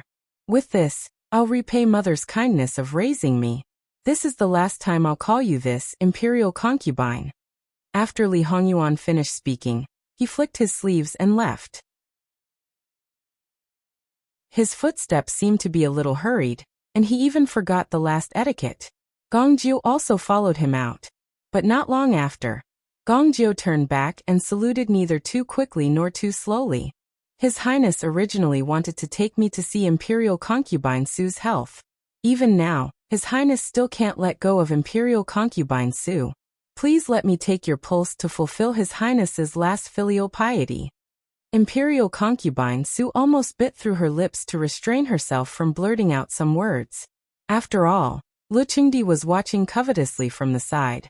Now that he had been completely deceived by Li Hongyuan, that bastard, he wouldn't listen to a single word she said. If she dared to say anything inappropriate, she didn't know what kind of consequences it would bring. Gongjiu took Imperial concubine Su's pulse step by step and prescribed medicine. It didn't matter whether he knew how to use the prescription or not. He tidied up the medicine box. Your Majesty, I'll take my leave first. Wait a moment. Lu Qingdi didn't forget the reason why he first came to the Jade Essence Palace. He just didn't expect to encounter such a thing. The Imperial concubine, he thought was virtuous, and virtuous turned out to be a snake in human skin. He had been miserably deceived by her all these years. More importantly, she exposed the wrong thing he did in the past. The thing that Lu Qingdi didn't want to recall the most in his life, and the thing that he even deceived himself to forget, was so easily exposed. According to Lu Qingdi's own thoughts, this woman must let him have a taste of living a life worse than death. But because he had already agreed to his son's request, he didn't know what his son thought of him now. If he left first, he would break his promise later. Perhaps even their last friendship would be broken. Since Lu Qingdi asked him to stay, Gongjiu naturally didn't dare to not stay, so he quietly stood aside. Lu Qingdi looked at Imperial concubine Su with heavy eyes. If it weren't for Yuaner's pleading, I might have cut you alive. No matter how strong a person's mental endurance was, they couldn't help but be afraid in the face of death. Imperial concubine Su shrank, and her teeth were chattering. She didn't think that Li Hongyuan kept her alive for the sake of their last mother-son relationship. But now, she was indeed alive because of him. No one wanted to die if they could live. Therefore, no matter how much malice she harbored against Li Hongyuan in her heart, she couldn't say it out loud. A person in a rage could do anything. For example, this man strangled his beloved woman to death because of anger. Compared with that woman, she was nothing at all. Therefore, it was better not to provoke this man. Lu Qingdi glanced at the people present, and his eyes fell on the servants of the Jade Palace. Just like what they heard from Princess Lu last time, these people were trembling. They couldn't even beg for mercy because they knew it was useless. In contrast, Imperial concubine Su's chief maid was dead silent. She was lucky to escape last time, but since then, she had been living a bad life. It wasn't because Imperial concubine Su treated her badly, but because she knew a secret she shouldn't know. She was in a panic all day long. Now, she even had a feeling that she was finally going to be free. As for exchanging the secret she heard before for a chance to survive this time? Don't have such a beautiful dream. Right now, she could no longer speak. Furthermore, she was illiterate. Thinking about it, how ironic was it that the most important palace made by the Imperial concubine's side was illiterate? Lu Qingdi finally looked at Yu Zhongqing, who was standing at the door. Deal with all these people.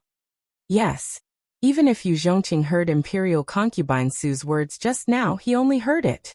Not to mention that he was secretly laughing at Prince Jean. Even if he wasn't, this matter had nothing to do with him. No matter who the person sitting on the throne was, whether it was auspicious or not, it wasn't something he could comment on.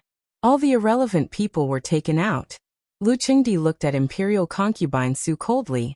From now on, without Zhen's permission, you are not allowed to step out of the Jade Palace. Su, sure, you have always been a smart person. If you don't want to implicate third, you know what to do. Imperial concubine Su used the last of her strength to clench her fist. Qinjie thanks your majesty for your grace. Humph. Lu Qingdi snorted coldly and left with a flick of his sleeve. Thus, the three people who also knew the secret followed Lu Qingdi out of the Jade Palace. Moreover, it wasn't the first time Lu Qingdi met Gong Jiu, so he knew a thing or two about his temperament. This person, if it wasn't about the illness, he wouldn't easily open his mouth. Yu Zhongqing was promoted by him, and was deeply trusted by him. Then there was the head steward beside him, who had been with him for a long time. It could be said that he was the person who had been with Lu Qingdi for the longest time. To some extent, no one had a deeper relationship with him than Lu Qingdi. In the Jade Palace, only Imperial concubine Su was left. If it wasn't for the slight rise and fall of the person lying on the bed with her breathing, one would think that she was already dead. After a while, Imperial concubine Su forced herself to sit up. She tidied up her clothes and hair. Although her hands were trembling, they were still crossed on her lap. She quietly looked ahead, still trying to maintain her dignity and nobility as an imperial concubine. As she sat, Imperial concubine Su laughed neurotically. Li Hongyuan, no matter what your purpose is, let me go today. Come, I will make you regret it for the rest of your life. Originally, I raised you. Regardless of whether I was sincere or not, you have called me mother for so long. I wanted to let you be an idle prince and still have your honor and glory, but you turned out to be an ingrate and even bit me.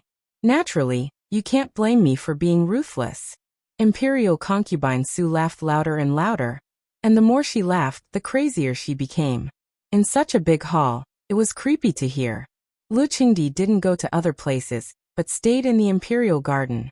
He gave Yu Zhongqing a look. Yu Zhongqing understood and quickly left to make sure that the surroundings were safe. After that, Lu Qingdi asked about Li Hongyuan's situation intermittently, just like a good father who cared about his son. Gong Jiu naturally told him everything he knew. However, in a place that couldn't be seen, Gong Jiu's fingertips were pressing on Lu Qingdi's wrist. He was multitasking. However, it took a long time to feel the pulse. Gong Jiu's eyebrows slightly frowned as he switched from left hand to right hand. How is it? Seeing this, Lu Qingdi's heart was in his mouth, afraid that the last glimmer of hope would be shattered. In the end, Gong Jiu's eyebrows relaxed. Your Majesty, don't worry. Everything is fine. Everything is fine? Lu Qingdi's voice rose a few notches, full of disbelief. Your Majesty, it's true. You know, although His Highness's temper looks bad, you know his nature better than anyone. However, only a few people in the world can see through him. What others see is just on the surface. Those who don't know always like to use this to scare more people. His Highness is innocent. Lu Qingdi naturally understood that his so-called poisoning was actually just a superficial phenomenon. In essence, there was nothing at all. It was just that the imperial physician he found didn't see the problem at all.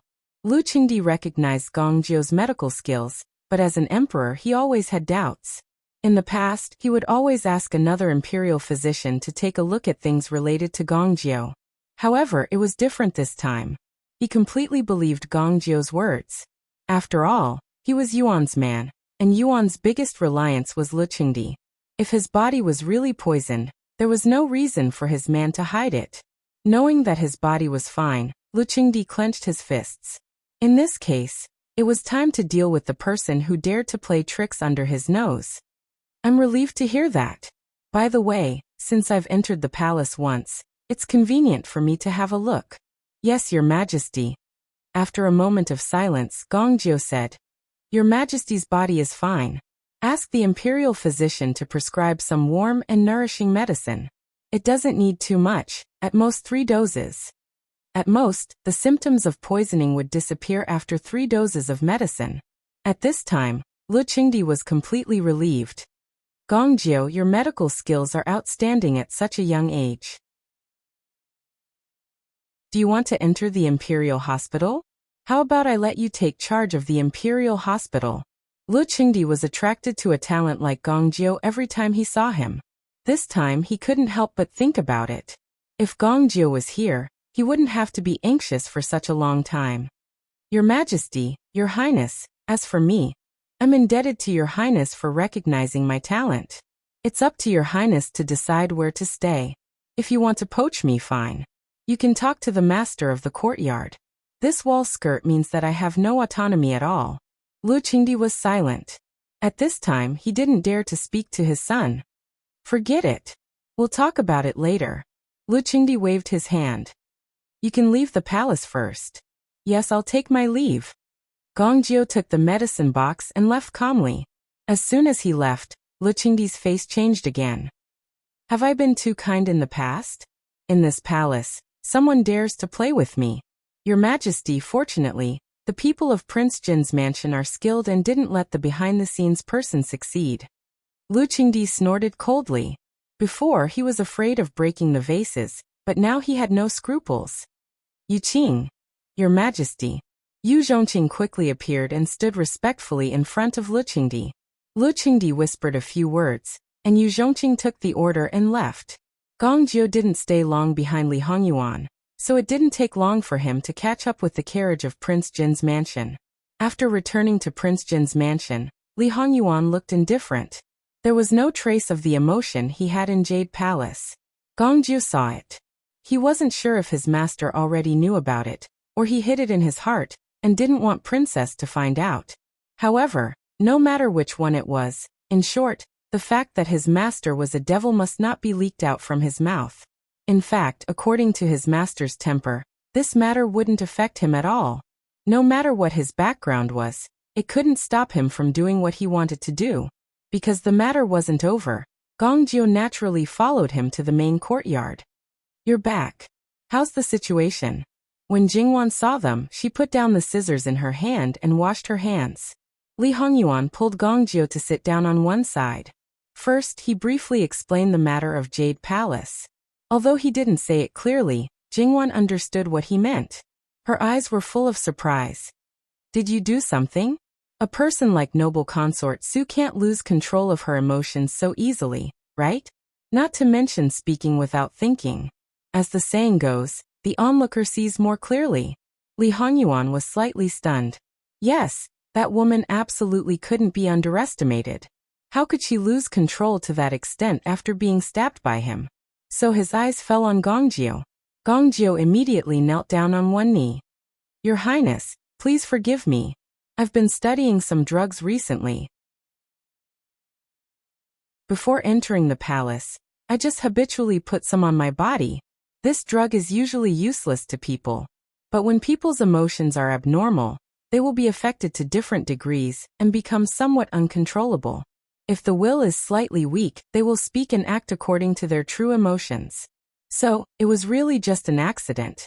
However, for Li Hongyuan, accidents that were not in his control, no matter the final result was good or bad, were not allowed, especially when it was caused by his own people. Explain what happened later, and then go to receive your punishment. Yes, sir. Gong Jiu explained everything in detail, and then excused himself. So the emperor should have been coerced. But now there's no need to worry about the consequences. The person who played the trick should be found soon. That has nothing to do with us. Li Hongyuan had no interest in caring about his father's feelings. What about the original follow-up plan? Do we still need to use it? The imperial noble consort's religious ceremony should be done sooner rather than later. The original plan should be postponed. So let's do the religious ceremony first. As for him, since he's fine, there's no need to involve him. I believe that the imperial noble consort doesn't want to be involved with him unless it's necessary. Well, we'll do as you say. Speaking of which, there was a reason why it took so long to complete. Although Lu Qingdi attached great importance to this project and sent people to each altar, and Li Hongyuan also took the opportunity to place many people there, because there were too many altars, there would always be people who would do everything possible to destroy them. Naturally, there would be times when it was impossible to guard against, so the construction period would be delayed. Because the general progress had to be constant, and the final completion had to be completed at the same time. The progress of each altar had to be summarized at all times. One place was delayed, another place was delayed, and one place was delayed. When one place was delayed, the other 80 places were delayed as well. The construction started on the 2nd of February, and the auspicious day for the final completion of the altars was chosen in late August. It took more than half a year, and the effort spent was more than expected. It could only be said that there were more people than expected, and they didn't want this matter to be completed perfectly. In the end, it was because of Lu Chengdi's toughness that it could be completed. If it weren't for him, Li Hongyuan might not be able to achieve his goal no matter how much he did in secret. After all, the scope involved was too wide, and it was too difficult for Li Hongyuan to control it all. Li Hongyuan handed in a well-behaved memorial. Lu Chengdi saw that the handwriting on the memorial had become as plain as before, and it was no longer as outstanding and handsome as when he was in high spirits when he got married. Lu Chengdi couldn't help but feel distressed. Before, when he didn't know about it, he restrained himself because he sensed his intention. Now that he knew about it, was he really going to keep quiet completely? Lu Chengdi's head hurt, and he didn't know what to do. Moreover, he couldn't ask his ministers about it. After all, the fewer people who knew about it, the better. In other words, the fewer people who knew that he killed the imperial noble consort, the better. If no one mentioned it, he might be able to continue deceiving himself. However, Lu Chengdi knew very well that Li Hongyuan had known about it. If he really wanted to gloss it over, he would be ruthlessly exposed just by looking into his eyes. Moreover, he didn't dare to see his son now. Yes, he didn't dare to. He was afraid of his son's questioning. Therefore, he wanted to bury the hatchet with his son, but he didn't want to face it. There was a strong contradiction in his heart. However, his son might not want to see him, so he let it be for the time being. Lu Chengdi wrote a big permission on Li Hongyuan's memorial, and at the same time, he gave full power to Li Hongyuan to deal with this matter. Li Hongyuan could use anyone he wanted, and he didn't even need to submit a memorial to him. This matter was even mentioned in the imperial court. In other words, he gave Li Hongyuan considerable power, which would never happen under normal circumstances. Some ministers wanted to persuade him, but they were scolded by Lu Chengdi as soon as they opened their mouths. In particular, the minister seemed to be related to the Su family, which aroused Lu Chengdi's resentment against imperial noble consort Su. Therefore, Lu Chengdi directly took his anger out on him, stripped him of his official uniform, and threw him out of the imperial palace. Seeing this, the others thought that they had touched Lu Chengdi's bottom line, so they kept quiet out of fear, and didn't dare to say a word about it. After learning this, Li Hongyuan smiled. His smile was a little sarcastic and a little gloomy. Since such an opportunity was given to him, he would naturally make use of it openly, and take the opportunity to consolidate the forces under his command. Because no one believed that Li Hongyuan could do anything in a short period of time, no one would suspect anything even if Li Hongyuan met someone or gave orders as a matter of course. As insiders, they inexplicably felt a sense of superiority as a prophet. They only hoped that when some people found out later, they wouldn't feel that they had been fooled too badly when they thought back to today. However, those who would think this way were those who were still alive. Because they could mobilize a large number of people openly, many things would go smoothly. There wouldn't be a shortage of people to sabotage things. The 81 altars required 81 eminent monks to preside over. The one near the capital was personally presided over by Master Liaochen. No one could doubt Master Liaochen's prestige. Therefore, regardless of whether they were sincerely praying for the imperial noble consort, anyone who gathered near this altar would be influenced by him and become devout. Jingwan and Li Hongyuan had naturally gone there personally. Jingwan felt that it wasn't Master Liaochen's prestige that influenced people, but something about him that she couldn't quite put her finger on. Jingwan felt that it was a little evil. Oh, wrong, it was a Buddhist nature. Just as Jingwan was doubting whether it had any effect, Jingwan went to the palace to pay a visit to Qin Shufei. Just by looking at Qin Shufei, Jingwan knew that it had worked. Perhaps it was because the two souls were in one, but the imperial noble consort's spirit had improved and Qin Shufei was greatly affected. First of all, the effects of Wanshou's poisoning last year had disappeared. She looked radiant and energetic. If it had been someone more lively, the changes would have been more obvious. Jingwan vaguely mentioned that she knew about the imperial noble consort's existence. Therefore, she clearly knew from Qin Shufei that the imperial noble consort was getting better. As long as it was useful, it couldn't be better. Jingwan had a good impression of the real mother-in-law whom she hadn't met before. Because Jingwan came to the palace under the slogan of paying respects to the concubines, the empress and imperial noble consort Su didn't need to meet, but imperial noble consort Wei still had to meet. However, they used to be rivals in love. Even if imperial noble consort Wei's wishful thinking and posed no threat to Jingwan, Jingwan still had enough respect for her. Besides, she was pregnant now. When Jingwan saw imperial noble consort Wei, she calculated the time. It seemed that it was almost time for her to give birth. Moreover, she had obtained it by using extreme means. Therefore, it was very likely that she would give birth prematurely. Therefore, she could give birth at any time now. Jingwan snorted in her heart. It seemed that it wasn't the right time. Imperial noble consort Wei's pregnancy was not very good. She suffered more. Pregnant women generally gained weight. But she didn't gain weight. Instead, she looked a lot thinner. In this way, her belly looked a little scary. Imperial noble consort Wei had closed the palace door long ago. But when she saw Jingwan, she was stimulated at once when she saw Jingwan's radiant face. What would happen if a pregnant woman who was about to give birth was stimulated? She would hold her belly and cry out in pain. Jingwan rolled her eyes. Ihi Palace was in a state of chaos even though they were well prepared. After all, it was a real old child. Lu Qingdi was still very concerned and rushed over. Why did it suddenly happen? Your Majesty, because imperial noble consort Jin. Jingwan looked at the hesitant look and sneered in her heart. Was she really a soft persimmon that could be pinched at will? Father, I guess concubine Xian must have thought of Prince Yu the moment she saw me, said Lin Mingya. https://www.bicken.com/11/11807/127790008. HTML. We will deal with it as soon as possible. After reporting, please wait patiently and refresh the page. Please remember the domain name of this book. www.bicken.com. Bicken.com mobile version reading website. Bicken.com.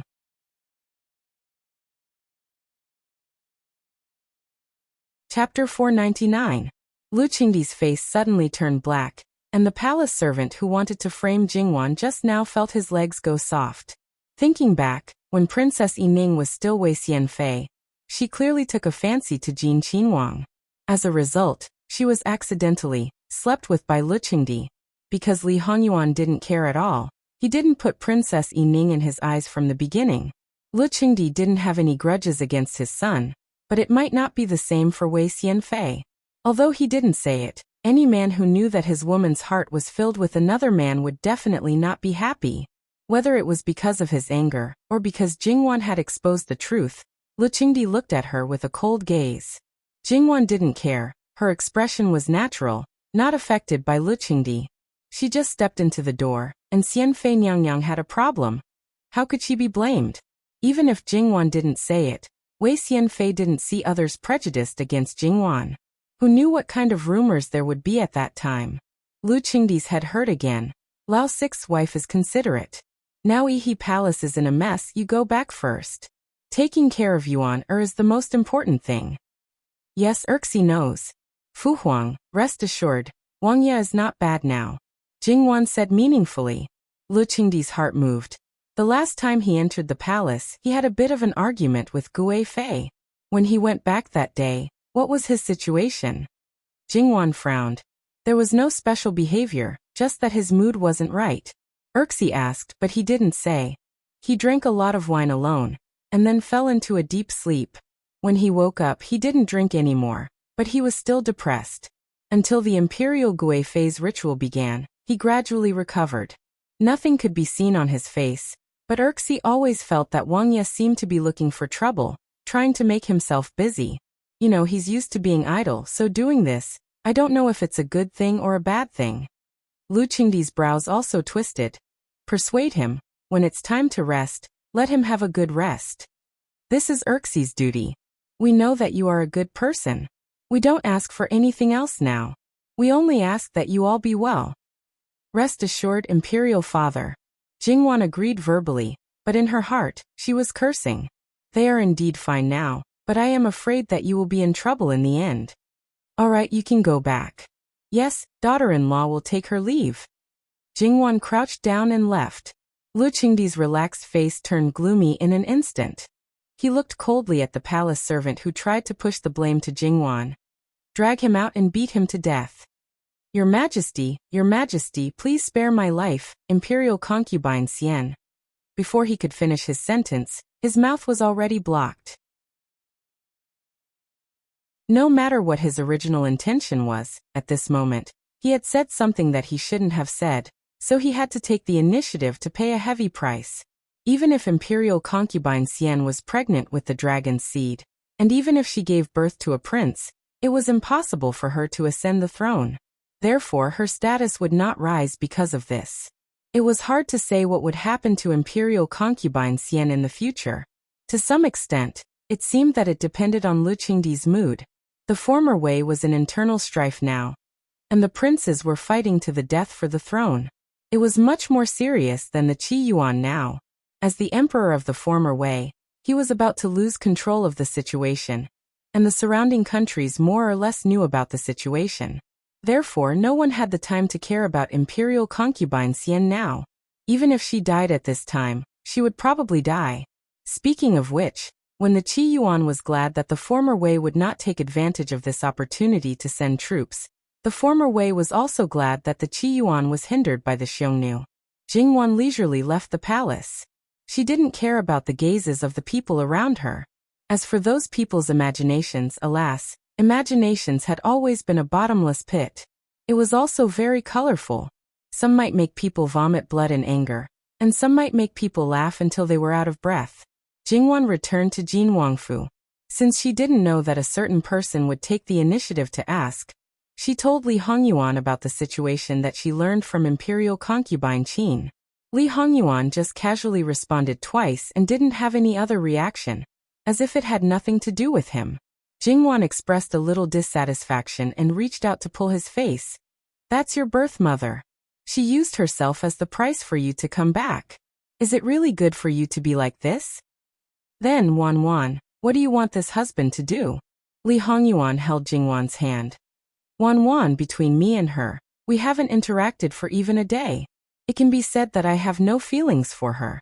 You have to know, it's because I knew that she was the one who let me come back that I was able to redeem my regrets. Otherwise, even if I knew that she was still alive, I wouldn't have done anything. All my feelings have been used up on you, and I don't have any more to give to others. I think that I have already done what I can do. As for the consequences, it's completely not within my scope of consideration. From time to time, she would be covered in sweet words. Other than hugging him tightly, Jingwan really didn't know what to say. There was no need to say anything else. In the future, no matter what it is, I will bear it with you. Jingwan felt that with such a man who treated her wholeheartedly, she would do anything for him. Now, she might feel some negative emotions because of the deaths of some innocent people, but if there was a day when she needed to kill for him, then Jingwan felt that she would probably do it without hesitation. Of course. Li Hongyuan hugged Jingwan, his mind still going online from time to time. There was no other way. He just wanted Wan to be closer to him. However, things still went wrong, and it wasn't as smooth as expected. So far, only a small part of the 81 days of ritual had been completed. In the beginning, Li Hongyuan and the others didn't know, but after receiving a hint from Master Qin, Jingwan once again rushed into the palace in a hurry. When she saw Qin Shufei, she knew that things were indeed a little troublesome. Qin Shufei was originally a peaceful, quiet, and beautiful woman, but now she gave people an illusion of evil. Of course, this feeling could not be felt by those who were around her every day. But for those who did not see her often, it would be more obvious if they compared her with her current self. Your Highness, how long has this situation been going on? Why didn't you send someone to tell us? Qin Shufei seemed to be affected on the surface, But after all, the ritual targeted the imperial noble consort's soul, so it didn't affect Qin Shufei's mind much. It's not that I don't want to tell you, it's... Qin Shufei was a little helpless. The situation isn't good now, and it seems very uncomfortable. Originally, I was like a cloud of white fog, but now my 4 limbs have been dyed black. I'm not sure what will happen if all of them are dyed black. Will they disappear? Or will my current appearance be infinitely enlarged? No matter which one it is, it's very difficult to accept. However, I can more or less guess what she's thinking. She probably won't let the second situation happen. Jingwan understood. The imperial noble consort was willing to sacrifice her soul for her son's sake, so how could she allow unknown dangers to happen? Your Highness, we'll find the reason and think of a way. You don't do anything foolish. Qin Shufei nodded. Don't worry, there won't be any problems in the short term. There were 2 reasons for this situation. First, the person praying for blessings had evil intentions. Second, there was a problem with the senior monk presiding over the ritual. Although the other party's cultivation was far inferior to Master Chen's, Master Chen wasn't the only expert in this world. Reverend, do you know where the problem is? Li Hongyuan's face was still expressionless, but that didn't mean that he would easily let off someone who liked to play tricks behind his back. It would be best if he didn't find out who it was. If he did, I can roughly deduce 2 locations, the south and the northwest. Li Hongyuan's heart skipped a beat. The northwest can be explained as a result of the war, but the south? Thinking of a certain possibility, Li Hongyuan felt that he should help their plan as soon as possible. He wanted to see if these people could really stir up a storm with such a big helper right under his nose. Is there any way to resolve the imperial noble consort's current situation? Although there are no records of this, it's obvious that it's not a good thing. Your Highness, don't worry. This humble monk will do his best. However, I can only prevent the situation from worsening. If you want to resolve it completely, you'll need to remove the source. This prince understands. Li Hongyuan left. The next day, to everyone's surprise, he attended the morning court. Although he was still late, it was basically after everything had been settled. Li Hongyuan was also quite straightforward. Imperial Father, this son requests to be stationed in the Northwest Army as an army supervisor. This really can be described as a stone that raises 1,000 ripples. Many people's ears were buzzing. Lu Qingdi was also stunned for a while, even doubting if he heard wrong. But when he saw the rare seriousness on Li Hongyuan's face, Lu Qingdi frowned. His eyes gradually sharpened. Do you know what you're saying? This sun is very clear. Li Hongyuan raised his head and looked directly at Lu Qingdi. The imperial noble consort's ritual has gone awry. Because of the war in the northwest, there are too many vengeful spirits and grievances. Although these things will completely disappear after a long time, it just so happens to clash with the imperial noble consort's ritual. According to Master Liaochen, this son and the imperial noble consort are blood-related. To a certain extent, our destinies are intertwined. If the grievances of the northwest are transferred to this son, then the imperial noble consort's influence can be neutralized. Although the imperial noble consort didn't raise this son, she was still pregnant for several months. This is probably the only thing I can do for her in this lifetime. Imperial Father, please grant me this wish. Li Hongyuan's emotions didn't fluctuate, but Lu Qingdi was moved. It's my fault, it's all my fault. If he could be more rational and not be instigated by others, then his beloved would be fine.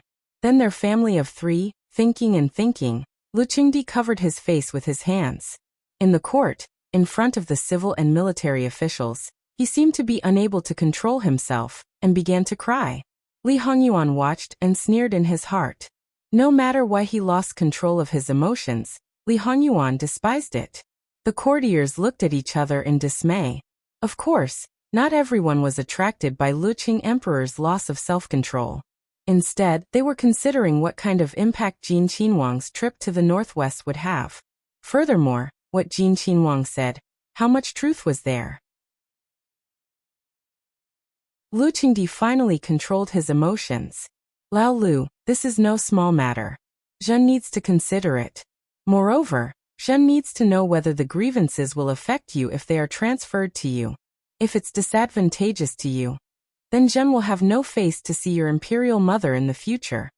Do you still have the face to see her when you strangled her to death with your own hands?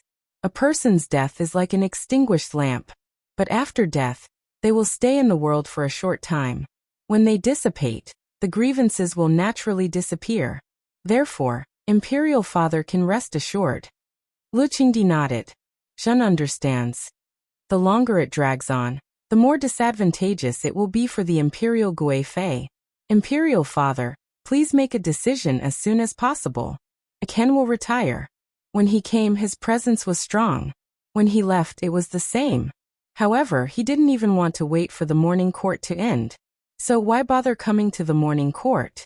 Once it's over, wouldn't it be better if he directly went to see the emperor? Is he here to show off his uniqueness to everyone? What they can think of, Lu Qingdi can naturally think of as well.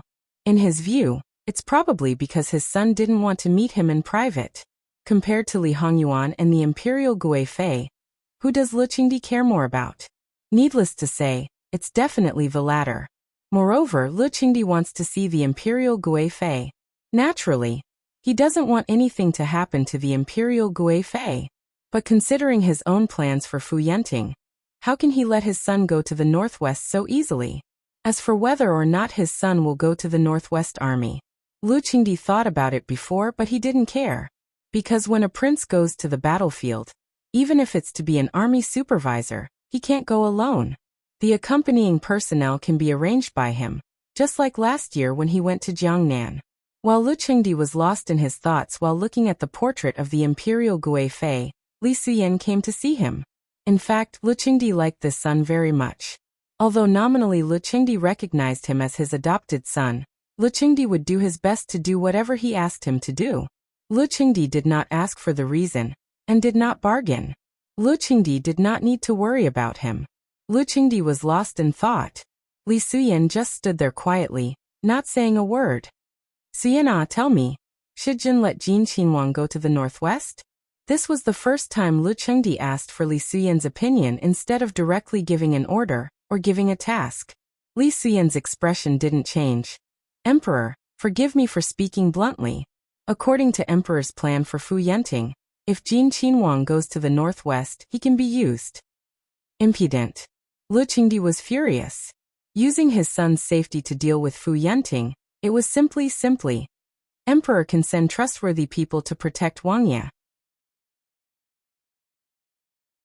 If it's done properly, there won't be any evidence left behind and Fushi can be eradicated.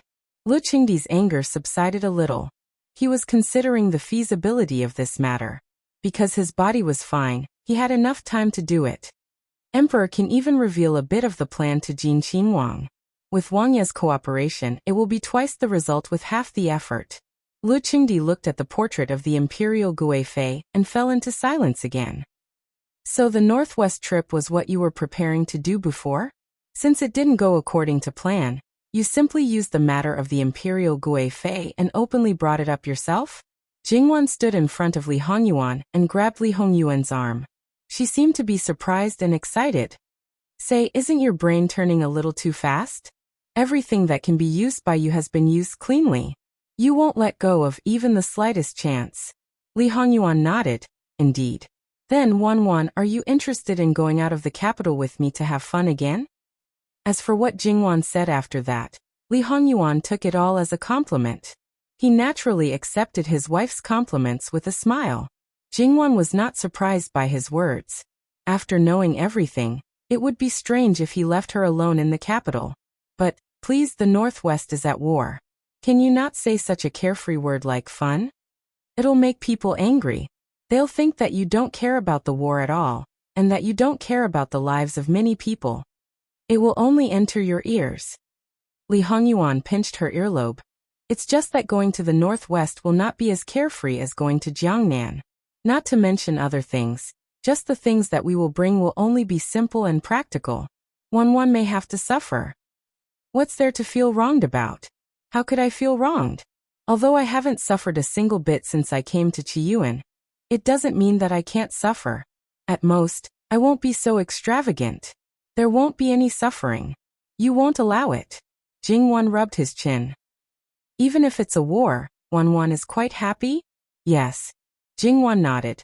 Although war itself is not something to be happy about, it is indeed very happy to be able to go to the northwest and really experience it.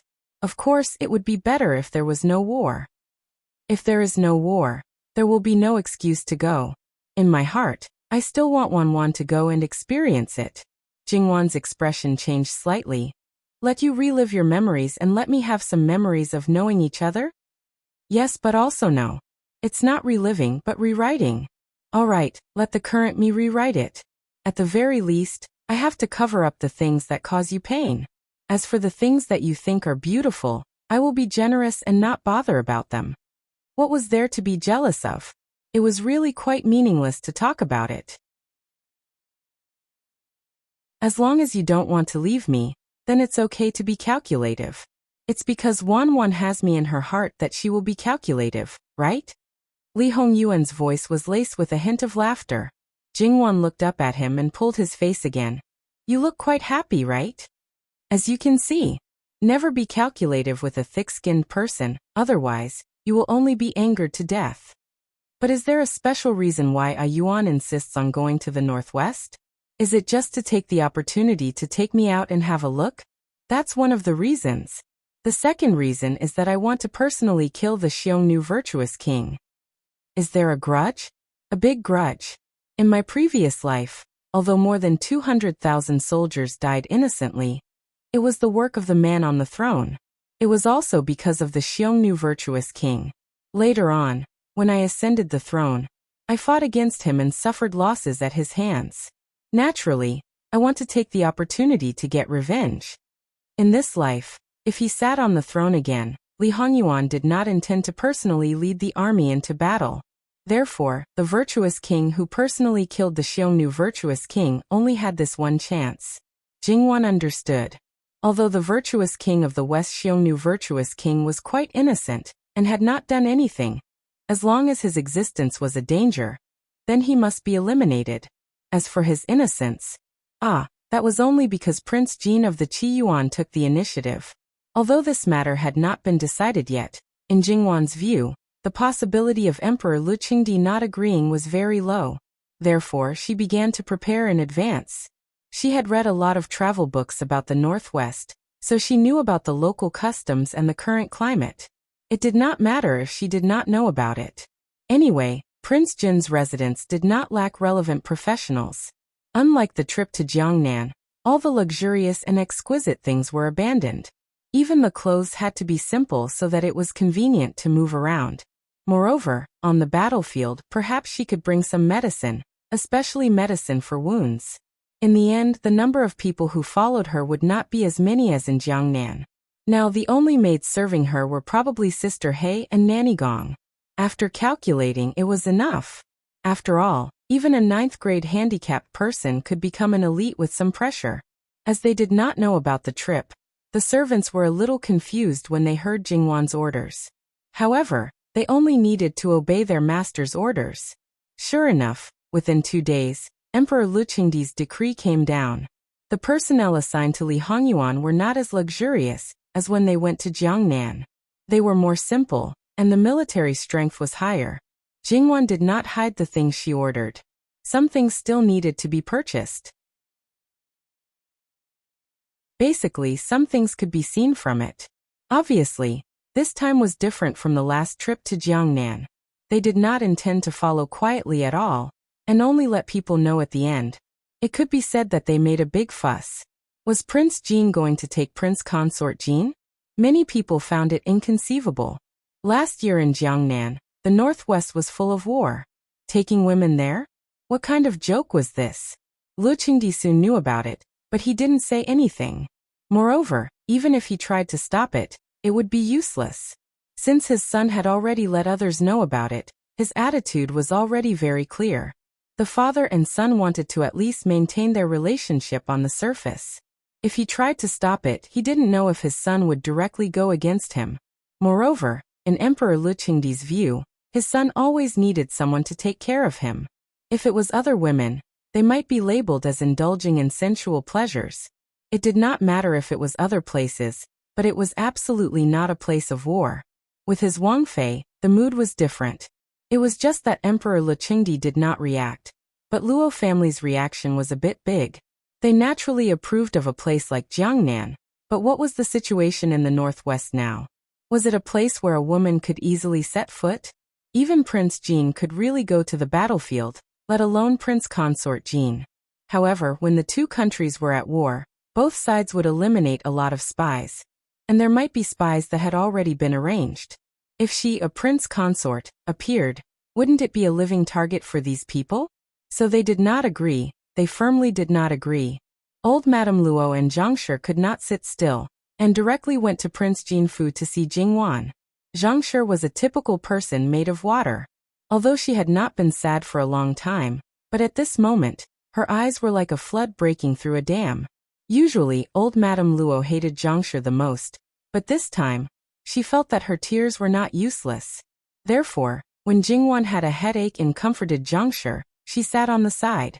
Zhang Shi could not be comforted, and Jingwan was too lazy to say anything in the end. She directly looked at old Madame Luo. "Grandmother, this time, no matter what, I will go. So I ask grandmother to help me this time.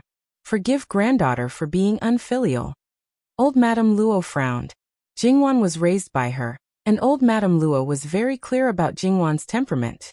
Some things had already been decided, and then even 9 bulls could not pull her back. "Wan, have you really decided?" "Yes, grandmother." "In that case, I will not persuade you, and I will not ask why you insist on going. But you must send letters back often to let us know that you are safe." In the end, Madame Luo was a reasonable person. She knew that she couldn't persuade her, so she didn't say any harsh words. Some words, although in essence, were good in order to keep people, once spoken, it would also be very hurtful. "Yes, grandmother, I will." Jingwan chuckled. "Mother." Zhang Shi was stunned. This was different from what they had agreed. Didn't they say that they would make Wan stay no matter what? "Okay, don't cry. Don't you think it's bad luck to cry all day long?" Old Madame Luo said in a bad mood. Zhang Shi choked. "Don't think that I didn't see it before." Old Madame Luo clearly approved of her crying. How long had it been, and now she changed her mind? Zhang Shi felt very wronged, but since old Madame Luo did not allow her to cry, Zhang Shi did not dare to cry anymore. However, she cried for too long and too fiercely. For a while, she could not stop sobbing. She felt very uncomfortable, and so did others. Jingwan called the servant girls to take Zhang Shi down to wash her face and apply it to her eyes. Otherwise, her eyes would be very uncomfortable if this continued for a long time. Old Madame Luo did not persuade her anymore. Old Madame Luo carefully observed some things with her. Although Jingwan knew a lot of it, she knew that this was her grandmother's love and care. She listened carefully and expressed that she would pay attention at all times. Later, Li Hongyuan also came. Obviously, old Madame Luo would not give him face at this time. He knew that if it was not his intention, his granddaughter would not go. Therefore, the source was still Jin Qingwang. However, because of her identity and also taking Jingwan into consideration, old Madame Luo's attitude was a little cold, but her words were not bad at all. Li Hongyuan knew very well what kind of treatment he would receive if he came. However, he guessed that old Madame Luo would have something to say to him in the end. At the same time, because he knew that the other party was completely for Jingwan, it did not matter if he received a cold face. Whatever old Madame Luo said, he would obediently listen and be an ordinary grandson-in-law. Although old Madame Luo was still worried about Jingwan's future, for now, she was very satisfied with Li Hongyuan, this grandson-in-law. Although she did not have as deep a relationship with her other granddaughters as Jingwan, it was not that she did not care. Thinking about it, all the other grandson-in-laws added together could not compare to this one. It was the same in all aspects. In fact, when it came to the status of son-in-law and grandson-in-law, other than the benefits, the status of the Yu family was inversely proportional to everything else. The higher the status, the more unsatisfactory it was. After all, because of their high status, there were many things that they did not have to worry about, and may not treat their own daughter well. If their status was low, There would always be some fear when doing certain things. However, Li Hongyuan was good to Jingwan. As a member of the Luo family, sometimes they felt a little embarrassed. After sending off old Madame Luo, because Li Hongyuan's attitude was unusually good, Jingwan was very intimate with him for a while. Therefore, who said that Jin Qinhuang would definitely be wronged? Perhaps they were scheming again. Li Hongyuan used the excuse that the imperial Gui phase matter could not be delayed and left in a hurry. Lu Qingdi naturally did not have any objections, but there were some things that he wanted to instruct him. However, Li Hongyuan was not summoned, and this kind of thing could not be spoken to by a third party, let alone leave something like a secret edict. Therefore, he could only entrust this matter to Li Suyan. Ever since the horse farm was built, Jingwan would ride the horse from time to time. Perhaps it was because Li Hongyuan already had a plan and did not limit it to Jingwan running on flat roads. Jingwan's current equestrian skills were not very good, but as long as she did not let loose and the road was not that rugged, Jingwan's speed could basically keep up. It was not certain if she would still get carsick from sitting in a carriage, but most of the time, Jingwan would follow the horse. Although riding for a long time might cause some suffering, she had already prepared for this. The medicine had already been prepared. When she rested at night, she would apply the medicine and continue the next day. When she really could not bear it anymore, she would take the carriage to prevent her body from having problems and slowing down the journey. Li Hongyuan had never stopped letting the Ministry of Works remodel the carriage. So far, it had been quite effective. In addition to the meticulous arrangement, although the carriage was not as spacious and exquisite as Li Hongyuan's carriage that symbolized his identity, the comfort was not much worse. Now that she was not as carsick as before, it was not unbearable. With regards to Jingwan's degree of delicateness, the people of Jin Qinhuang Fu had all seen it. They were actually a little worried about this trip, but the facts showed that she had once again exceeded their expectations. Especially Gongjiu, he could not help but think of the scene at Bai Long Temple, where he saw her taking care of Li Hongyuan. At that time, he felt that she did not seem like a noble lady from a noble family. Now, she also did not seem like a Wangfei that was piled up with gold and jade by master. At one time, they were dissatisfied with Jingwan. Although it was only in their hearts, because master could not do without her, they only hoped that she would not be a burden. However, the facts proved that this Wangfei was always able to go beyond their expectations. In their eyes, there was no one more suitable than her to be Jin Qinhuang's existence. Not only would she not be a burden, when needed, she could also completely stand up, support the situation, and help master. Not to mention the others, especially those who had followed them to Jiangnan, the delicate appearance of Jin Qinhuang's Wangfei could be said to be fresh in their minds. So when they saw Jingwan most of the time, she was capable and experienced, riding with them and did not need to slow down in order to take care of her, they all doubted whether this person was really Jin Qinhuang's Wangfei. Could it be that one really could not judge a book by its cover? Not only that, this Wangfei was amazing. The people who served her were also not the least bit lacking. Not to mention that servant girl who seemed to be trained. That mama who looked to be in her 40s or 50s, her horse riding skills seemed to be above most of them, making them, this group of big men, feel ashamed and unable to show their faces. Along the way, when they stopped to rest, Jingwan also consciously began to practice the hand crossbow. In addition, Li Hongyuan also equipped her with the sleeve arrows that were usually used by secret guards. Although he was confident that he could protect Jingwan's safety, there was never a lack of contingencies in the world. Therefore, it was not a bad thing for Jingwan to have some self-defense skills. They arrived 2 days earlier than expected. Although they were at Lu Qingdi's place for the imperial noble consort's matter, it was not easy to announce it. At least, it could not be known to the people in the northwest. Moreover, Li Hongyuan had the title of inspecting the army, so naturally, he was the first to arrive at the front line. Jingwan was arranged to stay in the city first. Because they had been informed in advance, they had already made arrangements. However, because there was a battle ahead, they did not see Fu Yenting and the others. Jingwan did not care. She could not set foot in the camp where the army was stationed, so she safely settled down in the courtyard in the city. She would rest for a while before making plans. Most of the people were left behind. Li Hongyuan only brought a few people and went directly to the army camp to see Fu Yenting. Because the imperial court had sent a prince to supervise the army, and he was the one with the worst reputation, there were many generals. Those who had followed Fu Yenting were only a minority. These people knew Li Hongyuan very well, and the others had also heard of him. Therefore they were very nervous. These people were not afraid of war, they were only afraid of being cheated. However, when they really saw Li Hongyuan, those who knew him were still fine. Those who did not know him were completely stunned by Li Hongyuan's appearance and temperament. Sinister and ruthless, temperamental, drinking human blood, eating human flesh.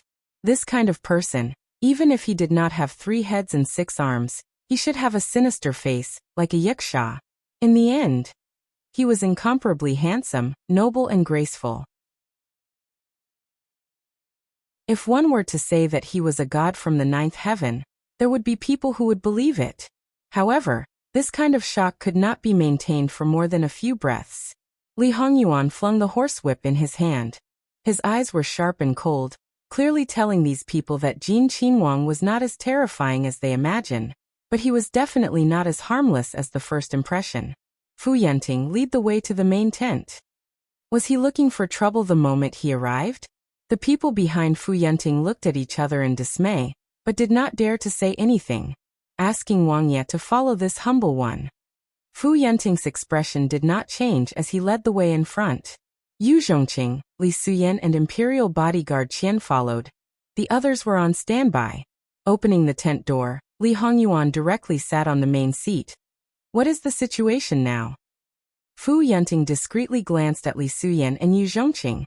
Some thoughts flashed through his mind. Then he started to explain on the sand table. Li Hongyuan listened silently from beginning to end, until Fu Yenting finished. Only then did he ask a few questions. It could be said that every word was a gem, every sentence hit the nail on the head. From the beginning of the war until now, Li Hongyuan had given Fu Yenting pointers several times through letters. Therefore Fu Yenting knew that Li Hongyuan also had considerable attainments in military strategy. It was just that when they were face to face, that kind of pressure suddenly increased by countless levels. That feeling was like a small soldier facing a decisive war god who had led the army for decades. There was even sweat on his forehead.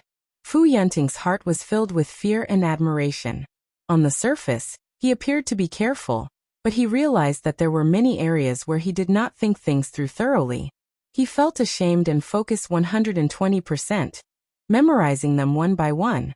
Speaking of which, actually, Li Hongyuan's narrow-mindedness acted up again. It was just that it was not good to deal with Fu Yenting openly, so naturally, he started from other aspects to absolutely suppress Fu Yenting. Although under his suppression, Fu Yenting might become stronger and stronger, but that was not what Li Hongyuan wanted. After all, in the future, Fu Yenting would have to work hard for him. If Fu Yenting was not strong enough, how could he fight for his country? The few of them stayed in the tent for a long time, and the people outside were waiting impatiently. Speaking of which, Fu Yenting could be said to have the support of the masses. His prestige was very high, and the generals were very convinced. With such a person like him, the generals naturally did not want him to be suppressed or even humiliated because of his status. But after all, the other party was a prince, and came under the emperor's orders. They could not do anything, and if they did, it might even bring trouble to him. It could be said that when they were anxiously waiting, he finally came out. Everyone hurriedly saluted. "Greetings, Your Highness." Li Hongyuan was expressionless, but he was well aware of it. Therefore it was reasonable. A general who was respected and loved by the soldiers was a qualified general.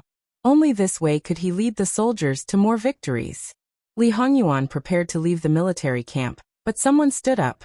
"This general is unruly. Please show Your Highness the imperial edict." https://www.bicken.com/11/11807/12809546. HTML. Please click here to report an error. Registration is not required. We will deal with it as soon as possible. After reporting, please wait patiently and refresh the page. Please remember the domain name of this book, www.bicken.com. Bicken.com mobile version reading website, mbicken.com.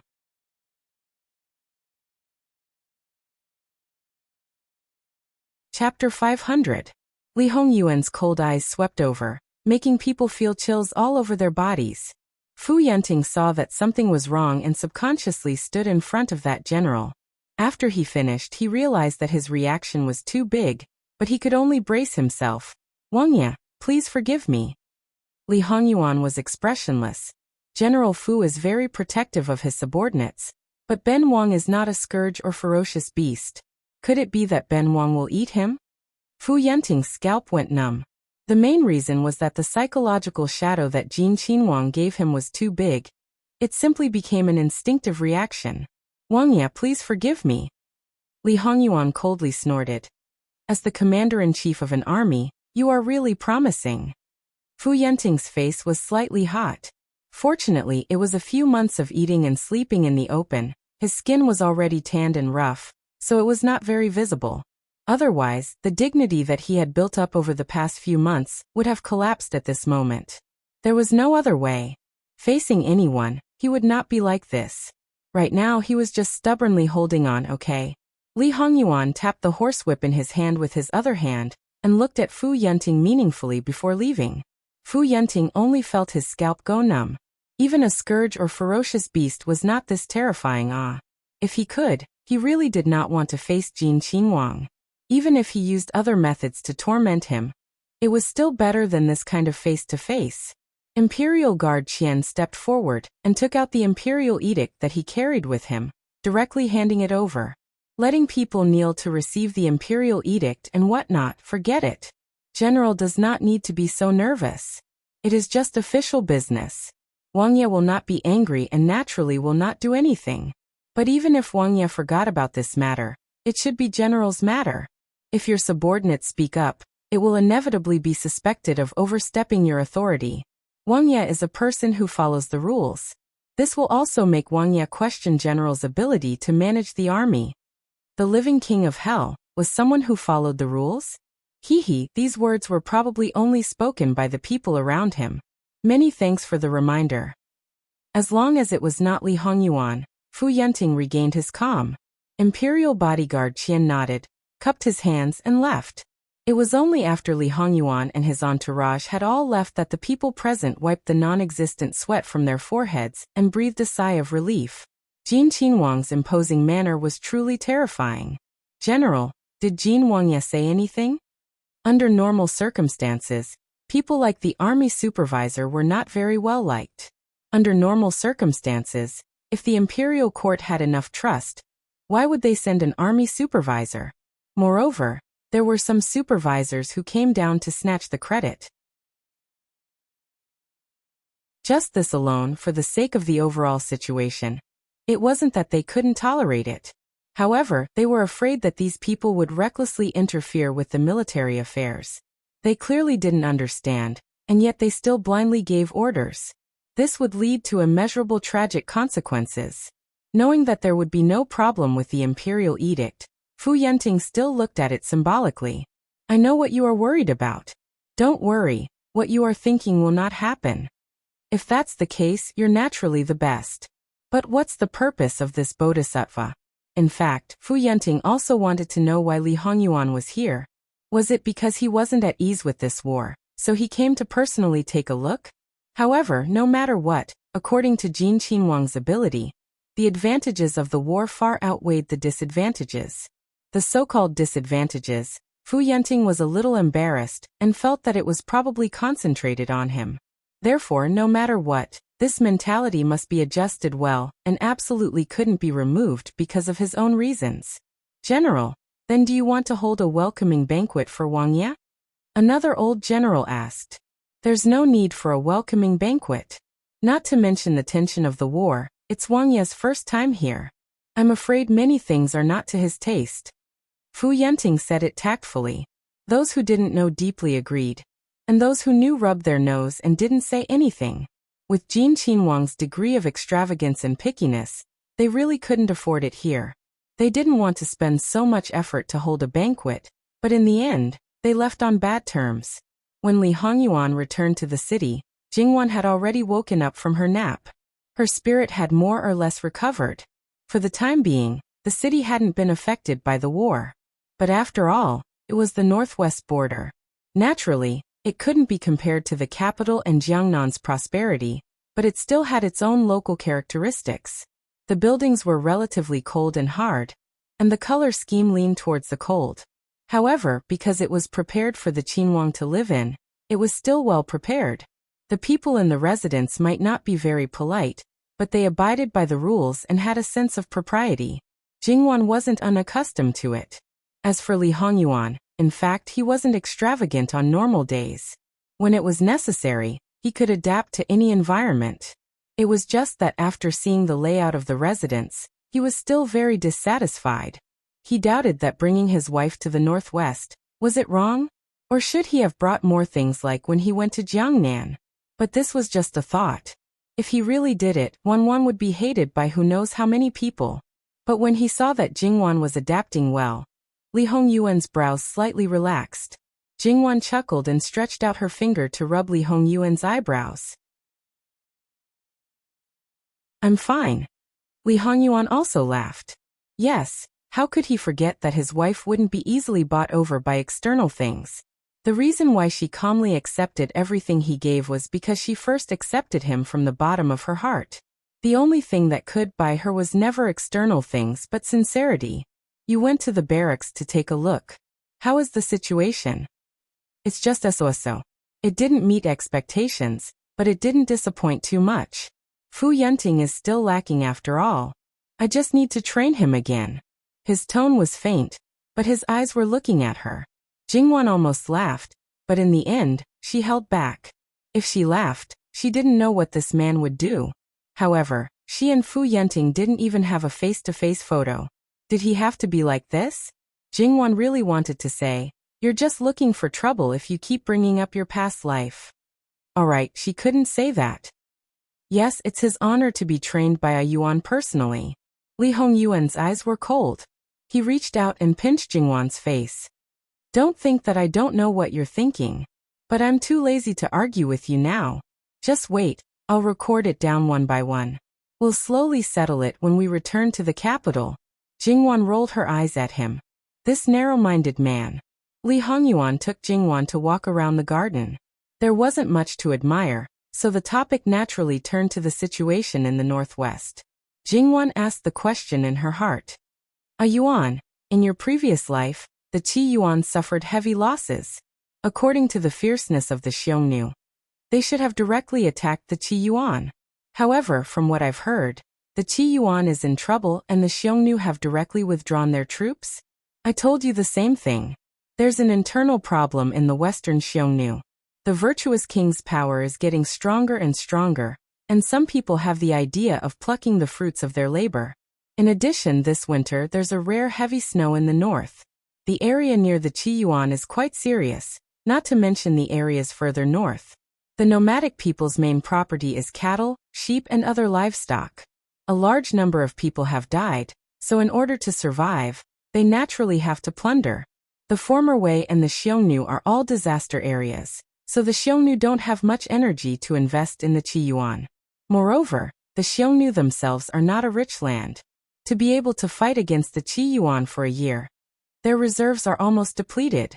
Even the cleverest housewife can't cook without rice. Jingwan understood. In other words, the Xiongnu did not have the right time, place and people. They had no choice but to retreat when they had such a great opportunity. She wondered if the virtuous king was so angry that he vomited blood. Therefore, although the Qi Yuan could be said to be besieged on all sides, it had a lot of luck. This had created favorable conditions for someone to establish a more powerful dynasty in the future. And now he had the advantage of foresight in certain aspects. If there were no accidents, the Qi Yuan in his hands in the future would be more powerful and prosperous than the one in his previous life. Jingwan did not have much ambition, but when she thought about such a prosperous era, which was created by her husband, she could not help but feel excited and proud. If we eliminate the virtuous king now, Won't it be easier to deal with the Xiongnu in the future? Of course, but there are many things that cannot be generalized. After all, without the virtuous king, the internal conflicts among the Xiongnu would be reduced. If the Xiongnu retreated early to recuperate, then they would be able to preserve some of their accumulation. When they attack again in the future, they would be united as one. Hearing this, Jingwan was not nervous. She believed that he had a follow-up plan. So, not only do we have to eliminate the virtuous king, we have to completely destroy the Xiongnu, just like the northern Xiongnu in the past. You have to know that the northern Xiongnu and the western Xiongnu were rivals in the past. Because of the battle with the Qi Yuan, the northern Xiongnu were far inferior to the western Xiongnu until today. Not to mention, during this period of time, the western Xiongnu had plundered a large amount of territory. Destroy them. Destroy them to the point that they will be exterminated. Jingwan finished his sentence. Li Hongyuan turned to look at Jingwan and smiled. Wan, you are quite ambitious. Jingwan turned to look at him. What was he talking about? It was obviously this bastard who had led her to say this. Li Hongyuan held her hand, their fingers intertwined, and continued walking at a moderate pace. If the Xiongnu are completely defeated, the one on the throne will not have the chance to find trouble with Fu Yenting openly. Even if the emperor has great achievements, he will not dare to act recklessly against such a meritorious official. If that's the case, according to the Su family's plan, the emperor will be even more restless. Others will not do anything to him, but he will be worried to death. What does that have to do with us? Li Hongyuan was unusually calm. To be honest, the more worried Lu Qingdi was, the happier he would be. Therefore, Lu Qingdi was a failure as a husband, a failure as a father, and an even greater failure as an emperor. We can only take this matter slowly. But how should we deal with the imperial noble consort? Is it really because of the war? Whether it is or not, we will know when we go to the spell altar tomorrow. How far is the nearest spell altar? It is less than 100 miles away from this city. It is the only spell altar in the 5 counties inside and outside Heaven's Gate. There are 80 places with good feng shui. Is the northwest such a small proportion of the land? It is not strange. Throughout history, after many dynasties, how many have built a capital city in this area? Well, in the past history of Qi Yuan, there was no such thing. Moreover, a capital city was very important to a country. If it was to be built, it really needed to be considered in all aspects. Shall I ask someone to prepare it? No, I will go there. Anyway, it is a secret. If you are here, won't you be able to cover for me better? Jingwan raised her eyebrows. She suspected that he was up to no good. Don't worry. I will go there early tomorrow morning. I will be back tomorrow. Jingwan really had nothing to worry about. Okay, you go. I will also take the opportunity to understand the situation in the city and see if there is anything I can help with. She could not only help. Li Hongyuan thought of his previous life. Because of his situation at that time, he did not know what Jingwan did. But later on, he learned that Fu Yenting could hold on for more than a year under the situation of internal and external troubles. How much credit did Jingwan have for Jingwan? It was the same her. Although she appeared here in a different way, he believed that what she would do in the future would be the same. Moreover, now that her status was different, her words would be carried out more vigorously in the beginning. In this way, the princess consort would definitely do better than the general's wife. However, in reality, would it really be like this? Jingwan had personally asked for the provisions and personally escorted them. She had already gained support with her own abilities. In addition, Fu Yenting had gained the respect of the soldiers and citizens of the Northwest. Whatever Jingwan wanted to do, many people would unconditionally believe her. How could her words not be carried out? On the contrary, the current princess consort, in these people's impression, was that she did not know pain and suffering. She only knew how to enjoy life and did not know anything. She was a noble lady who needed people to serve her. 9 out of 10 of her words would be doubted. So the princess consort was the general's wife? Haha, let's not talk about the end. In the beginning it was definitely impossible. How could Li Hongyuan not know this? Wrong. It was because he knew it very clearly. So he was being petty. Jingwan didn't know what he was thinking. She was still telling him what she could do to help. The more Li Hongyuan listened, the darker his face became. According to Jingwan's words, she would probably be busier than him. The time they spent together would be infinitely reduced. Your husband brought you here to play. Suddenly hearing Li Hongyuan's cold and harsh words, Jingwan was stunned. Then she did not know whether to laugh or cry. Yuan, don't make a fuss. What time is it now? Are you really bringing me here to play? Actually, you know best in your heart. So at this point, don't make a fuss. Hearing Jingwan's last adjective, Li Hongyuan's face became even darker. However, it was undeniable that Jingwan was right. The living Hell King was in a bad mood and did not want to continue walking. He pulled his wife back to rest. After all, for a long time after this, he was afraid that he would not be able to eat his fill. Jingwan was severely tormented, but the next day, she still woke up full of energy. However, Li Hongyuan had already left. Jingwan's morning exercise was not cancelled. On the contrary, it was increased to a certain extent. Moreover, it was not only physical exercise, but also hand crossbows and arrows. Although she did not see the cruelty of the battlefield, and probably would not see it, but as it neared, she could not help but feel a sense of danger. When Jingwan heard it, she was already sweating profusely. Even in the summer, Jingwan rarely sweated so much. However, everyone saw Jingwan's efforts. Granny Gong also consciously taught Jingwan some boxing skills. Jingwan herself might not know, but the secret guards hiding in the dark knew very well. Those were the killing moves that were more skillful. They did not require too much strength and were not harmful to the body. Most people might find it difficult to learn. But Jingwan's body was very flexible and balanced because she had been training since she was a child. Therefore, it was very easy for her to learn. Those who knew Granny Gong's identity looked at each other. Was it really okay for the Lady Protector to do this? In fact, unless they were all dead, how could the princess consort fight with others personally? But would there be a day when they were all dead? What a joke. If someone could kill them all, with such a group of sneaky soldiers, not to mention that the capital would be pierced into a sieve, at least there would be an assassination case from time to time. It was not easy to kill them in the capital. There were many governors in all the counties.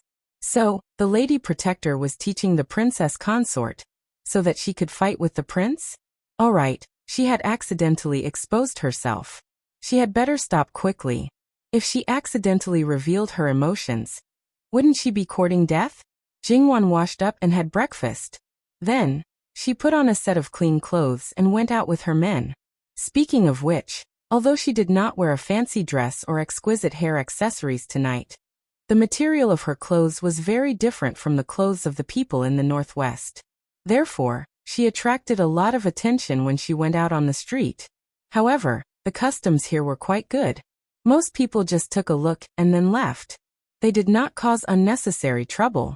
Besides, they could more or less guess that Jingwan's identity was not simple. Although there were not many people around Jingwan, there were still some unfamiliar figures around her. When the two countries were at war, as a border town, they were very sensitive to unfamiliar faces. Therefore, even though many people were wearing the local clothes and mingling with the crowd to protect Jingwan, they did not achieve their real goal. This was probably something that Imperial bodyguard Qian and the others did not expect. However, they were different. After going through special training, they were able to see through other people's eyes. Therefore, after a while they would definitely notice something. Therefore, this mistake would not last long. However, Jingwan was upright and magnanimous. No matter what she did, if she had doubts, she would ask. If she did not understand, she would ask. If she inadvertently offended someone, she would apologize very straightforwardly. This kind of attitude would not cause others to be dissatisfied. Speaking of which, because the purpose of Jin Qinhuang's visit was unclear, and they did not know where to start, many people were actually staring at Jingwan. Of course, this kind of thing could not be done by a man. Wouldn't that be offending Jin Qinhuang to death? Don't forget, this was originally a prefectural city. The number of officials here was not small. These officials all had family members. Because of the war, civil officials were also used as facial features. They did not have to go to the battlefield. Their feet did not touch the ground all day long. They even had frequent contact with soldiers. Their bodies were even infected with some of the habits of the military. Following that, the people and their families were also affected. What's more, in the Northwest, the customs were originally relatively open. Especially for women, the restrictions were much weaker. Compared to being a housewife, some of them were able to wield the whip with vigor. Perhaps because they knew the worries of the elders in their families, they were also worried about the soldiers. Therefore, some of the young ladies volunteered to go and check out the situation. Jingwan going out at this time was a good opportunity for them. It was just that they did not show up at the beginning and only watched from afar. Because the unfamiliar faces in the crowd were also centered around Jingwan, they did not call the city guards. However, this kind of situation actually had a certain drawback. Because during this time they could be used by others. The people in the city might not know how many people were around Jingwan. And the people around Jingwan were all strangers. Therefore, those who wanted to take advantage of the situation could take advantage of this loophole. Therefore, it was best for both sides to meet face to face and clearly identify each other. However, it was not suitable for some secret guards to show up in front of others. Nanny Gong whispered to Jingwan about this matter. Jingwan frowned slightly. In this case, it was best for her to go to a crowded place. Sometimes a spy could be an unimaginable threat. Therefore, Jingwan was quite decisive about this matter. It did not matter if she did not show up. After all, she was not really here to have fun. However, she felt that she had to do something step by step. If she suddenly broke into a place where she should not break into, she would probably not be liked, be guarded against, and be regarded as enemies. More importantly, she would cause trouble for others. Therefore, it was quite troublesome to tell Jingwan where to go next. Since Your Highness wants to see the condition of those wounded soldiers, you can go directly to the person in charge. Jingwan thought for a while. This was indeed the best way. In fact, it was very necessary to have a good relationship with the person in charge if she wanted to intervene in a matter without causing any trouble. Because the people trained by Prince Jean were quite capable, and had already sent people over. Jingwan actually remembered the layout of the entire prefectural city. She did not need anyone to lead the way at all, and could find the way by herself. Probably because they saw that Jingwan was too purposeful. The people who were watching from afar could not sit still any longer, and immediately caught up with her. Naturally, the existence of these people could not escape the eyes of Nanny Gong and the others. Therefore, Jingwan was not at all surprised that they were blocked. Instead, she smiled and said, "I thought you girls were not going to show up." The moment she spoke, the other party was a little embarrassed. "Your Highness, have you noticed us long ago? You girls are traveling together. In this city, it should be quite obvious. Coupled with the attitude of the people around you, you have been following me for a long time. If you still can't find out, not to mention other things, the guards who followed me will be punished when they return." In the end, they were still young girls. Even if they were affected by the war and by their families, perhaps they knew more things, but in the end, they had not experienced the wind, frost, snow, and rain. They were still innocent and naive. They thought that they hid it well, and let them come out. Their families did not have any hope at all. Perhaps it was more to express a kind of attitude. It turned out that they had been discovered long ago. Then why were they still sneaking around? They should have come out earlier. "Your Highness, where do you plan to go? We can lead the way. Don't you already know? Are you sure you want to lead the way for me?" Jingwan asked with a faint smile. The place where the wounded soldiers were placed was obviously not a good place. There could be death at any time, and it was always filled with the smell of blood and medicine. It would definitely be very unpleasant when mixed together. Moreover, there were endless painful groans. In short, there was only grief and despair. Everyone would feel depressed. Good people would definitely be affected by negative emotions after entering. The families of these girls probably forbade them to set foot in such a place. In fact, they were indeed hesitating. It was not only because of the warning of their families, but also because they had secretly gone there. It was too uncomfortable to stay in that place. Not long after, they felt suffocated. So to be honest, they really did not want to go. However, this Qin Wangfei from the capital was much more delicate than them. Moreover, she probably wouldn't be able to stand that kind of place. Perhaps she would just stand at the border for a while before turning around and leaving. They might even be able to show off their superiority in front of this Qin Wangfei. If your highness wants to go, we can lead the way. But is your highness sure you want to go? Were they being checkmated? Jingwan's core and shell did not match after all. She was quite tolerant of these girls. We'll go. Then your highness, please. Perhaps because of Jingwan's good attitude, they could not help but soften their attitude. Then if your highness feels uncomfortable, you can tell us directly. Don't force yourself. Don't worry, I know what I'm doing. Since this was the case, no one said anything more. Perhaps because the place they were going to was special, no one joked. The wounded soldiers were placed on the other side of the prefectural city. They had vacated an area.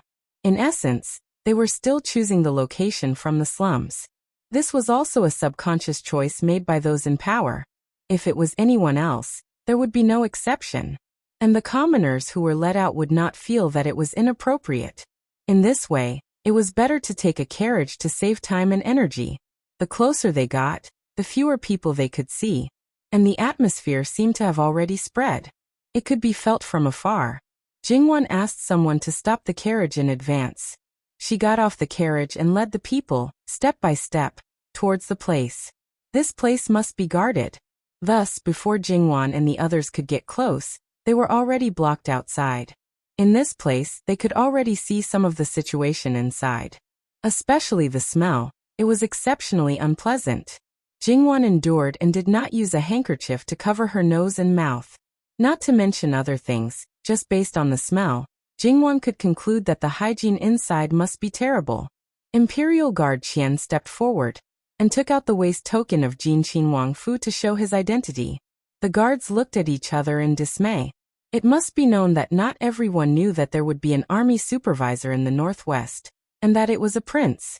Thus, when they suddenly knew the identity of Jingwan and the others, they were extremely surprised. It must be known that the trip to Jiangnan last year was deliberately publicized by some people. Thus, when Li Hongyuan arrived at a certain place, there were many people who knew about it. However, the common people still did not know. And this time, because of the terrifying reputation of the King of Hell, the insiders wanted to weaken Jin Qinhuang's presence. It was normal that the common soldiers did not know. However, Jingwan did not intend to barge in from the beginning. She only said that she wanted to see the person in charge. These guards naturally did not dare to neglect. A prince of the imperial court, that was a high official. They left quickly, but the people who came out to greet them were also quite fast. It was a middle-aged man and an old man. Perhaps because they were old, the way they walked was still vigorous and vigorous. Jingwan could not help but take a few more glances. The two people walked in front of Jingwan and stopped when they were a few steps away.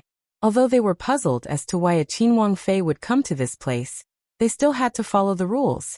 It was just that compared to the middle-aged man's restraint, the old man seemed to be very enthusiastic towards Jingwan and her party.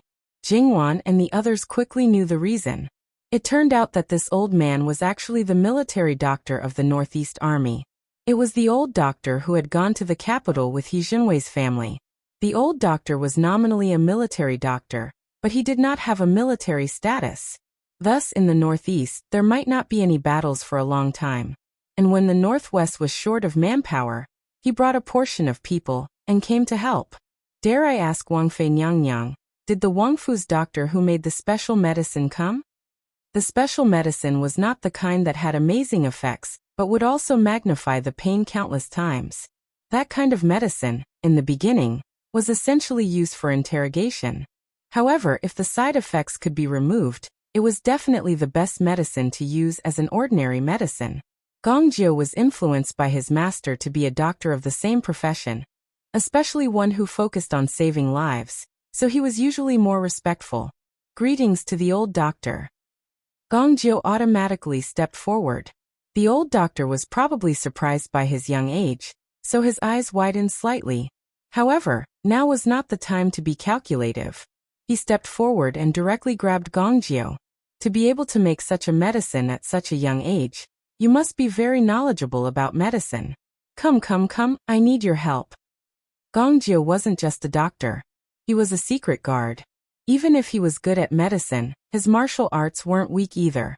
It was impossible for an old man to drag him away. He had a master. If his master didn't say anything, how could he leave just like that? Jingwan saw this and said, Gongjio, you go. Yes. Jingwan looked at the middle-aged man. He was probably the real person in charge. I want to go in and take a look. I wonder if you will allow me to? Seeing that Jingwan was still polite, the slightly stiff body of the person in charge relaxed a little. They were just small fries. In the face of these nobles, they could only serve them respectfully. If they wanted to go in, they could just barge in and there was nothing they could do.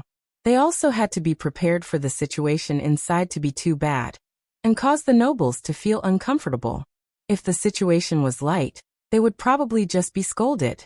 If the situation was serious, they might even lose their lives. It was really lucky to be able to meet such a person who asked for their help.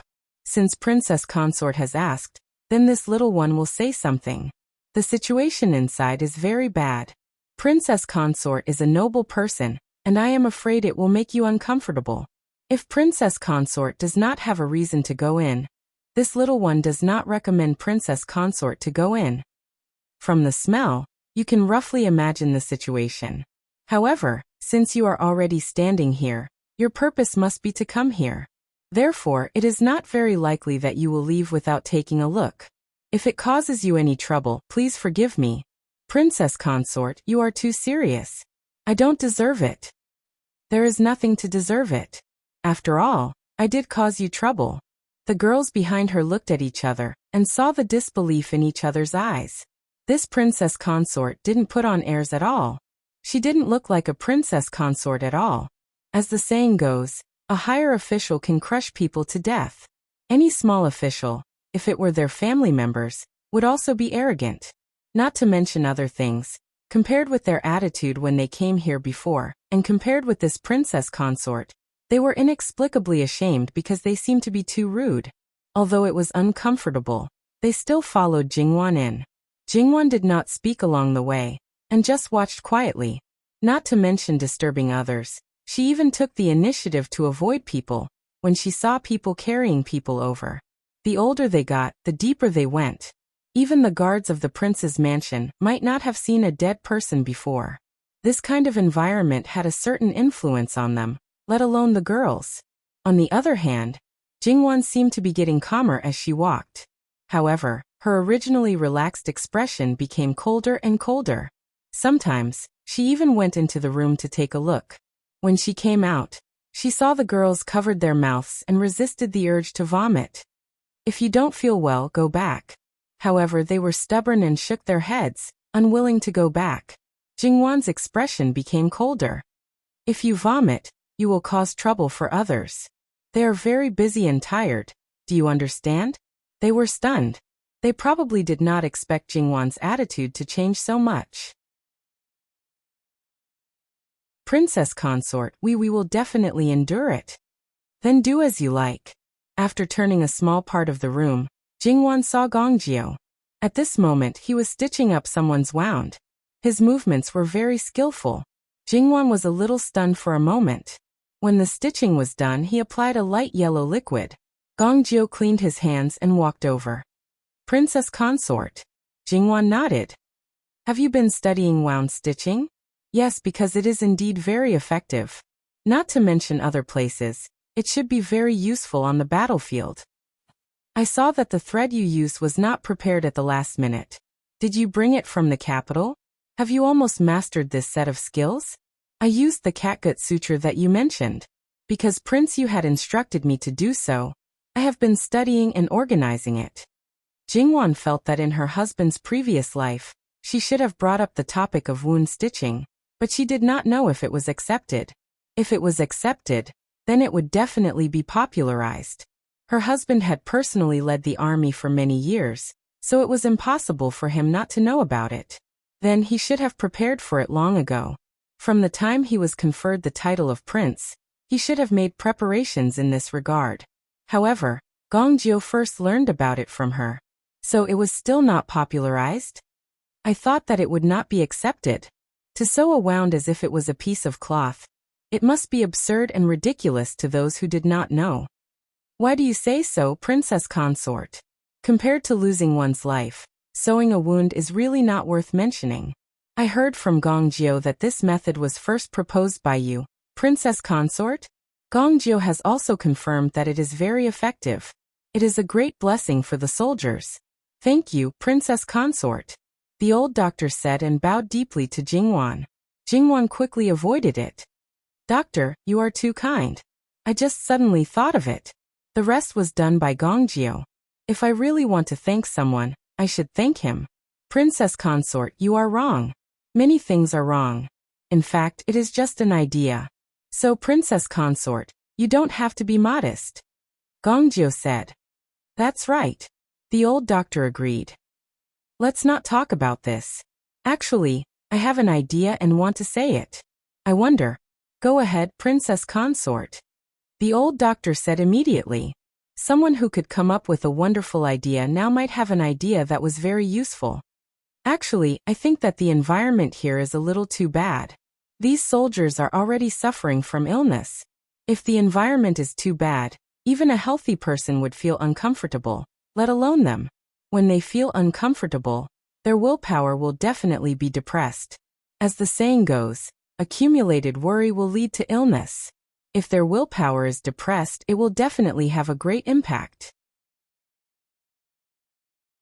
Besides, I have also studied some medical books. Especially the more special diseases such as the plague, are most likely related to the bad environment. The moment these words were said, it caused quite a commotion. https://www.bicken.com/11/11807/128414440. HTML. We will deal with it as soon as possible. After reporting, please wait patiently and refresh the page. Please remember the domain name of this book, www.bicken.com. Bikugo mobile reading website, mbicken.com.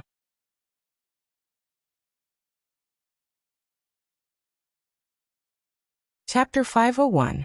Don't be nervous. Let me finish. There was no other way. These people wouldn't understand even if she told them about germs. Jingwan could only make up some nonsense. Of course, even if it was nonsense, it had to be within a reasonable range. It had to be enough to convince people and not just speak without thinking. As everyone knows, cleaning up the battlefield after a war and burying the bodies of the soldiers is not only to bury the loyal soldiers, but also to burn the enemy soldiers. The purpose is the same. Also, whether it's an earthquake or a flood, it has to be dealt with after a natural disaster. If it's not dealt with, people might get infected. If they get infected, they might pass the disease to others. It's clear that not only the dead carry the pathogen. Similarly, a clean place is not only more comfortable, it's also less easy to get sick. So whether it's for the sake of the soldiers or the people taking care of them, a clean place is very necessary. The reason was actually very simple. It's just that people didn't notice it. Once it was pointed out, it wasn't that hard to accept. Especially as a doctor, he should have a deeper experience in this aspect. So after Jingwan finished speaking, many people fell into deep thought. Princess's words are reasonable. It's just that we have limited manpower. It's a little better if there's no war. Once there's a war, one person can't wait to be split into several people. Why don't we ask the commoners for help? Not to mention other things, just provide daily food. I believe that many people will be willing. More than one person smiled bitterly. The old doctor opened his mouth and said, "Princess, you don't know. The food that is distributed to us is only a small portion of the food given to the soldiers who are neither injured nor sick. For people like us, because we don't have a military status, we don't even get any food. We have to take care of our own food. After all, we have to make sure that the other soldiers are full and have enough strength to fight. It's not that we haven't thought of asking the commoners for help, but we don't have enough strength. The food shortage is to this extent? Jingwan frowned. From what she knew, it shouldn't be like this. It doesn't matter if there's enough food or not. It's the usual practice. If there's not enough food, perhaps not even a ration will be given. After all, these people are already. Jingwan naturally understood what he was trying to say. Anger appeared on her face. How dare you? They fought with their lives in order to protect the people and defend the territory. Since they were injured, they should be taken better care of. Wouldn't such a method be chilling? Who would still fight with all their might? Jingwan knew that many disabled soldiers did not receive any compensation when they returned home. They were seen as burdens by their families and led miserable lives. No one remembered their contributions and sacrifices. At the same time, they also knew that this would be the end result. Therefore, they had some misgivings on the battlefield. They would either protect themselves or simply die. If one was injured and did not receive proper care, a light injury could turn into a serious injury. A serious injury was basically equivalent to a disability. That was why the casualty rate on the battlefield was so high. Everyone understood this principle, and some people were willing to do something. However, they could not do it rashly because it would be taboo to the people in power. As for those in power, there were many things they had to consider. Even if they were to do something, they might not necessarily be able to do it. The most typical example was when an emperor rewarded a commoner with a golden bowl for something. When it reached the bottom, the first layer would be replaced with silver, the second layer would be replaced with porcelain, and in the end, it might become a rough bowl. Even if it was a rough bowl, it might not reach the hands of the person who was originally rewarded. Jingwan closed her eyes and suppressed the anger in her heart. Go and gather the people. If there's no food, pay the wages. I'll pay. It's fine if we don't encounter it. I'm too far away to help. But since we've encountered it, we should do our best. Jingwan looked at the soldiers who were living in the houses or groaning in pain under the casually built sheds outside. They're doing it for the Qi Yuan and for the people. We can't ignore them. Princess is merciful. Merciful? Ha! Jingwan laughed mockingly. She was not merciful at all. She supported her husband to start a war in the future, expand the territory, and strengthen the Qi Yuan.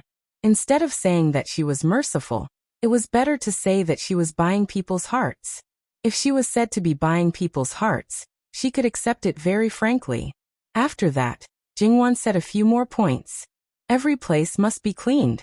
The water must be completely boiled every day. The people who took care of the injured must also clean themselves. Not only the environment, but also the bodies of the injured must be kept clean. The closer the place was to the wound, the more careful it was. She did not want to rack her brains to explain the specific details. As the saying goes, every profession has its own specialization. I'll just say a few words about these aspects. In the past, you probably didn't pay attention to the details. Once you pay attention to them, I believe that you will definitely be able to do better. There is only one goal, and that is to give them the best care. Don't abandon them and don't give up. Jingwan only used the last 6 words from her previous life. However, at this moment, it was undoubtedly touching. Not only were the people who were standing silent, many of the people who were lying on the ground were crying silently.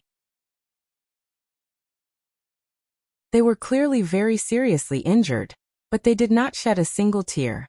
It was not that no one had told them to live well, but at that time, they were numb and in despair. The people who took care of them had seen too many times and were also numb to it. Many things were done hastily and were done with. Now there were people who cared about them. There were also people who believed that they would not be abandoned and abandoned. Whether they could do it or not, at least at this moment, their hearts were warm and their blood was hot. There were people who were willing to lend a hand here. Even if some people thought that it was useless, at least they wouldn't feel like they were being completely abandoned. This matter spread quickly. However, Jingwan's identity was intentionally concealed. Because her husband was a prince, there was still the emperor above him. If Jingwan did this openly, she would definitely be suspected. At that time, a good thing would turn into a bad thing, a disaster. There was limited manpower. Jingwan basically sent out all the people around her. The reason why it was basically was because she absolutely could not have less people around her. Doctor, I have an idea. Why don't Gongjio listen to it and see if it can be done? According to Jingwan's idea, it was to form a battlefield medical team. That's right, they would not be at the back, but at the front, where the two sides were fighting. They would save as many injured people as possible. It should be known that among those who died in the battle, only a small number died at the first moment.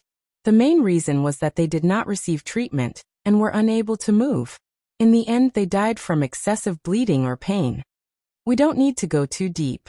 Just near the edge of the battlefield, where there is still space, soldiers will send the injured people down.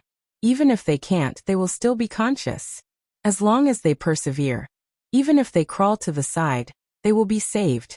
I believe that all of you know better than me that even if they receive treatment a moment earlier, the number of people who can survive will be less than the original number. Not to mention the doctor.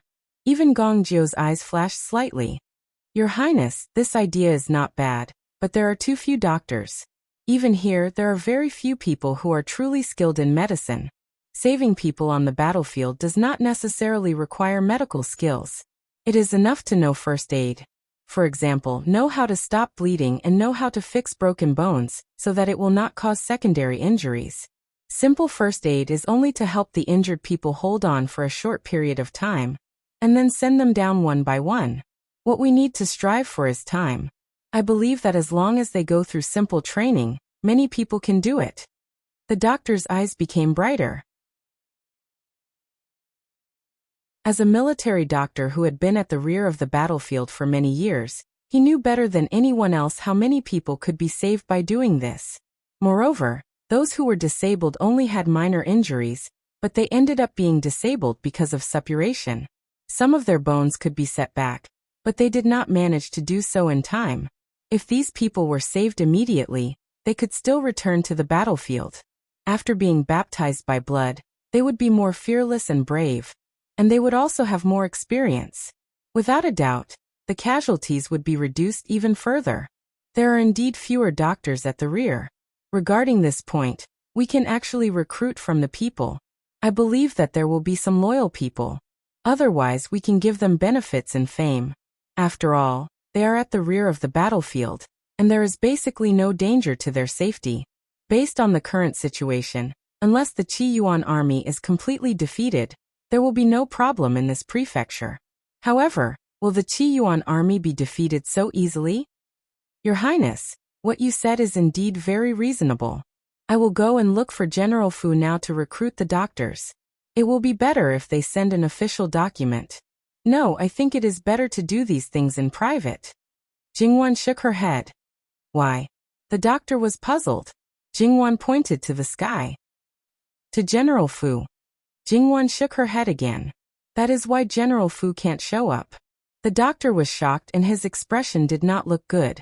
However, he knew the importance of certain things, so he kept his mouth shut. Then I will do it. Jingwan nodded. These things can't be done in a short period of time. We have to do it step by step.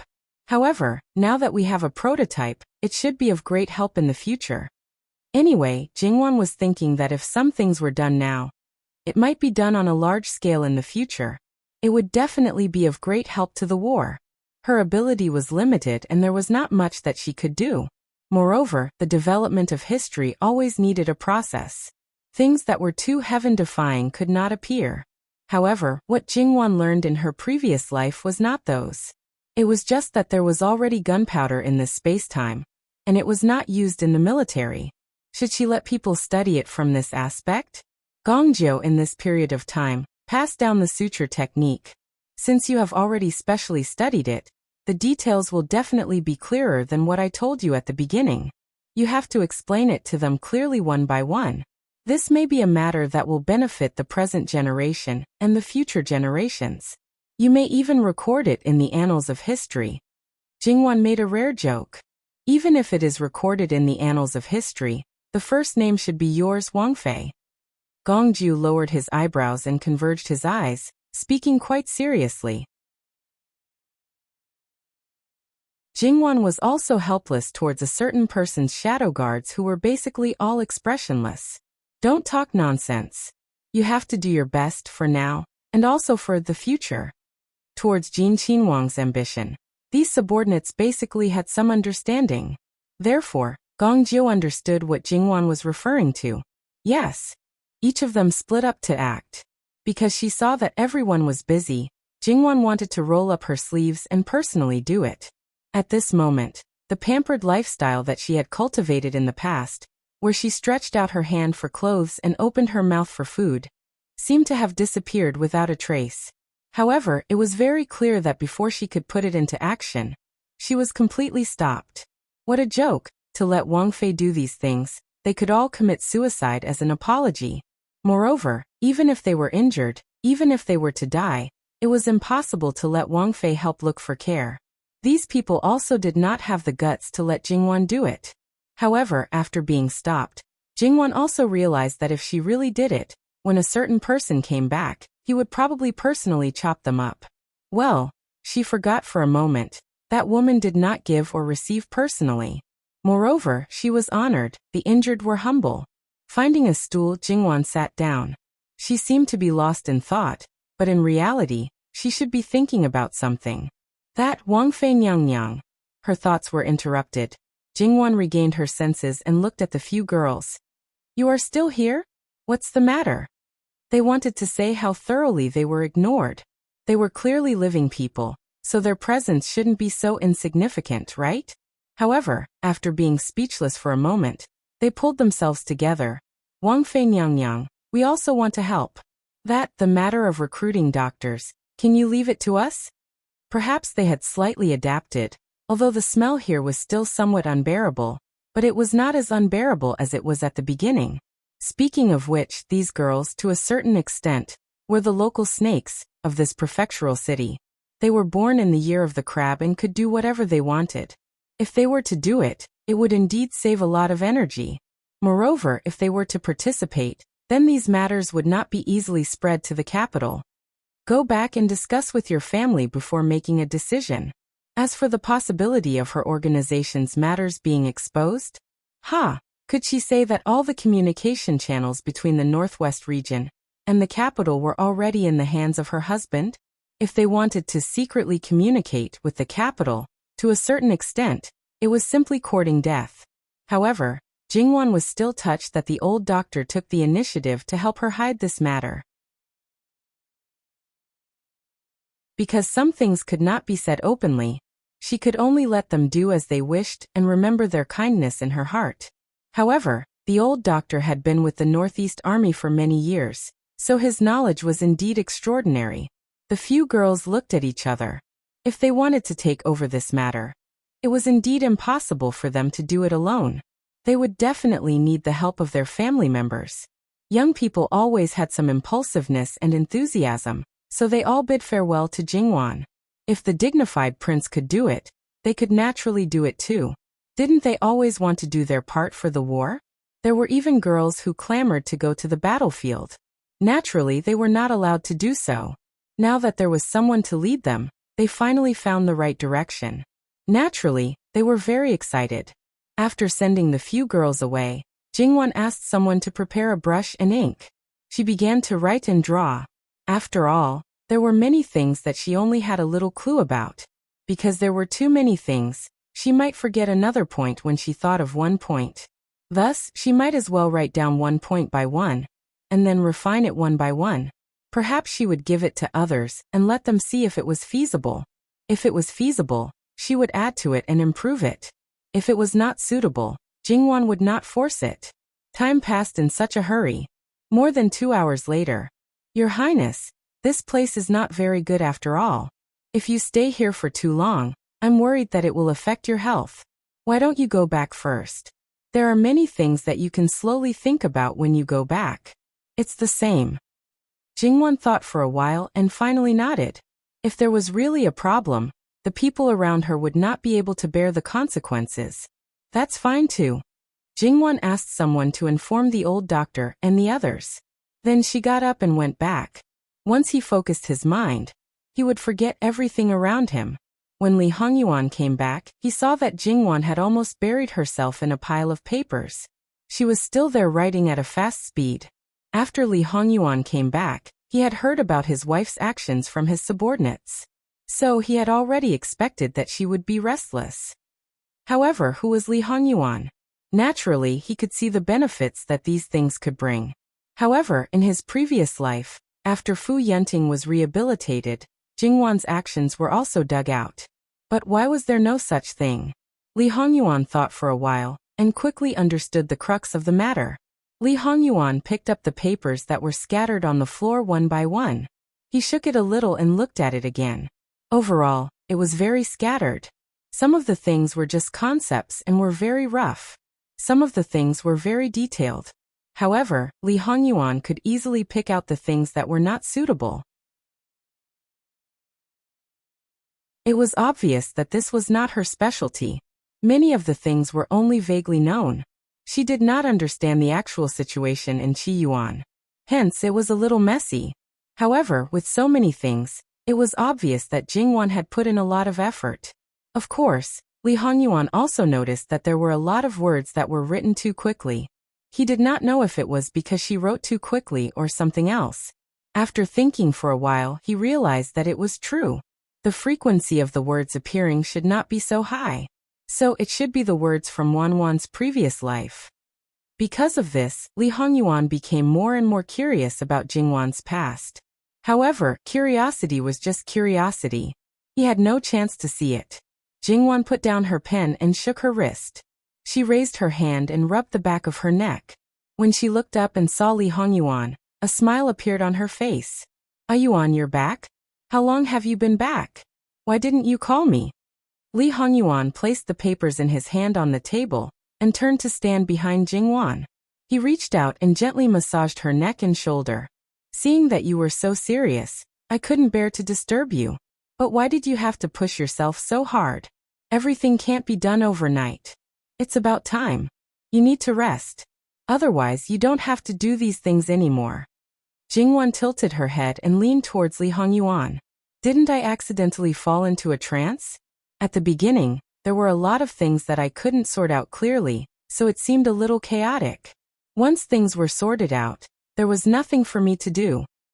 Of course, if things were sorted out and you still had to do it personally, then there wouldn't be many people left in Qiyuan. It's almost the end. Hey, how can you say that? This is the empire of the Li royal family. Li Hongyuan didn't take it to heart. No dynasty lasts forever. Prosperity and decline, ups and downs. What's there to be concerned about? You're right, but it's not time for Qiyuan to be divided yet. Moreover, I'll have a share of it in the future. So don't talk nonsense. Li Hongyuan's finger brushed across her cheek and he chuckled. It's not even in your mouth yet. Wanwan, have you already learned how to protect your food? Shouldn't I? Shouldn't you? But Wanwan is wrong about one thing. You won't just have a share. You'll have all of it. Jingwan smiled. Regarding this point, she did not deny this man's words. What was his was hers. This had nothing to do with her own wishes. Jingwan tugged at him. Come, help me take a look. Help me pick out the ones that are not suitable. There's no hurry. It's already dinner. It won't be too late to take a look after dinner. It's already so late? Time really passed quickly. How's it going on your side? What's the situation? Calm down. Let's eat first. His wife was too diligent. She wouldn't rest until things were done.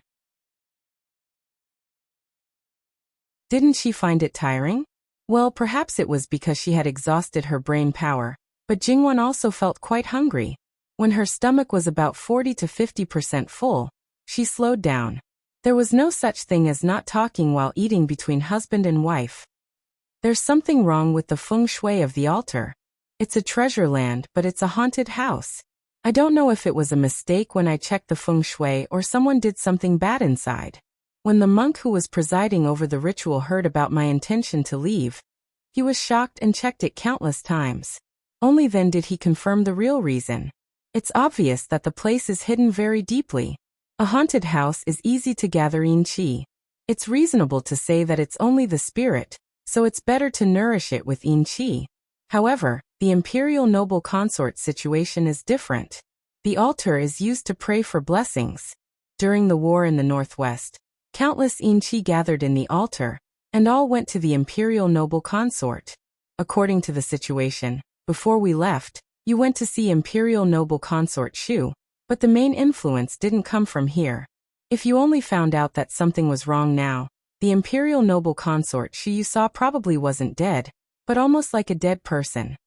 Jingwan's expression changed slightly. Then imperial noble consort Shu and imperial noble consort are now. It's okay. Master Liaochen is suppressing it. Then, how do you solve the current situation? You were there for a day. Did you solve it? The ritual has already started. The altar can't be destroyed and rebuilt. So, the only way is to change the feng shui. There's nothing else for us to do. That's good. Then, what about the situation in the south? How do you solve it? You don't have to worry about Wan. It'll be solved soon. He had a basic idea of the situation in the south. Since that was the case, Jingwan was relieved. She threw the question aside and didn't ask anymore. She began to talk about the things she had prepared. Li Hongyuan was a little helpless.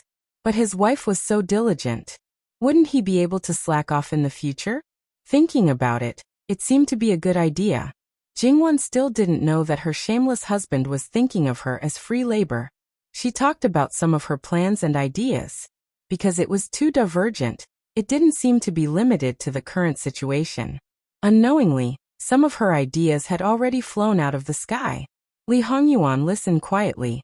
Occasionally he would open his mouth to pull Jingwan's thoughts away. No matter what Jingwan said, he would point out the pros and cons of it and the possibility of implementation if he could understand it. If he didn't understand, he would ask for more details and then give his opinion. After a few times, Jingwan slowly came back to her senses. The way she looked at Li Hongyuan was a little strange. She seemed to have said a little too much just now. She seemed to have said a lot of words from her previous life, but this man seemed to be able to understand it without any pressure. Not only that, no matter what she said, he seemed to be able to give effective suggestions. Even if it was just a concept, he could expand it countless times more thoroughly according to his own understanding. He was simply an all-rounder. Even if he was the emperor, didn't he only need to control the overall situation? You're so good. How can those court officials be fooled? How can they slack off? You'll make those people ashamed, you know? What's wrong?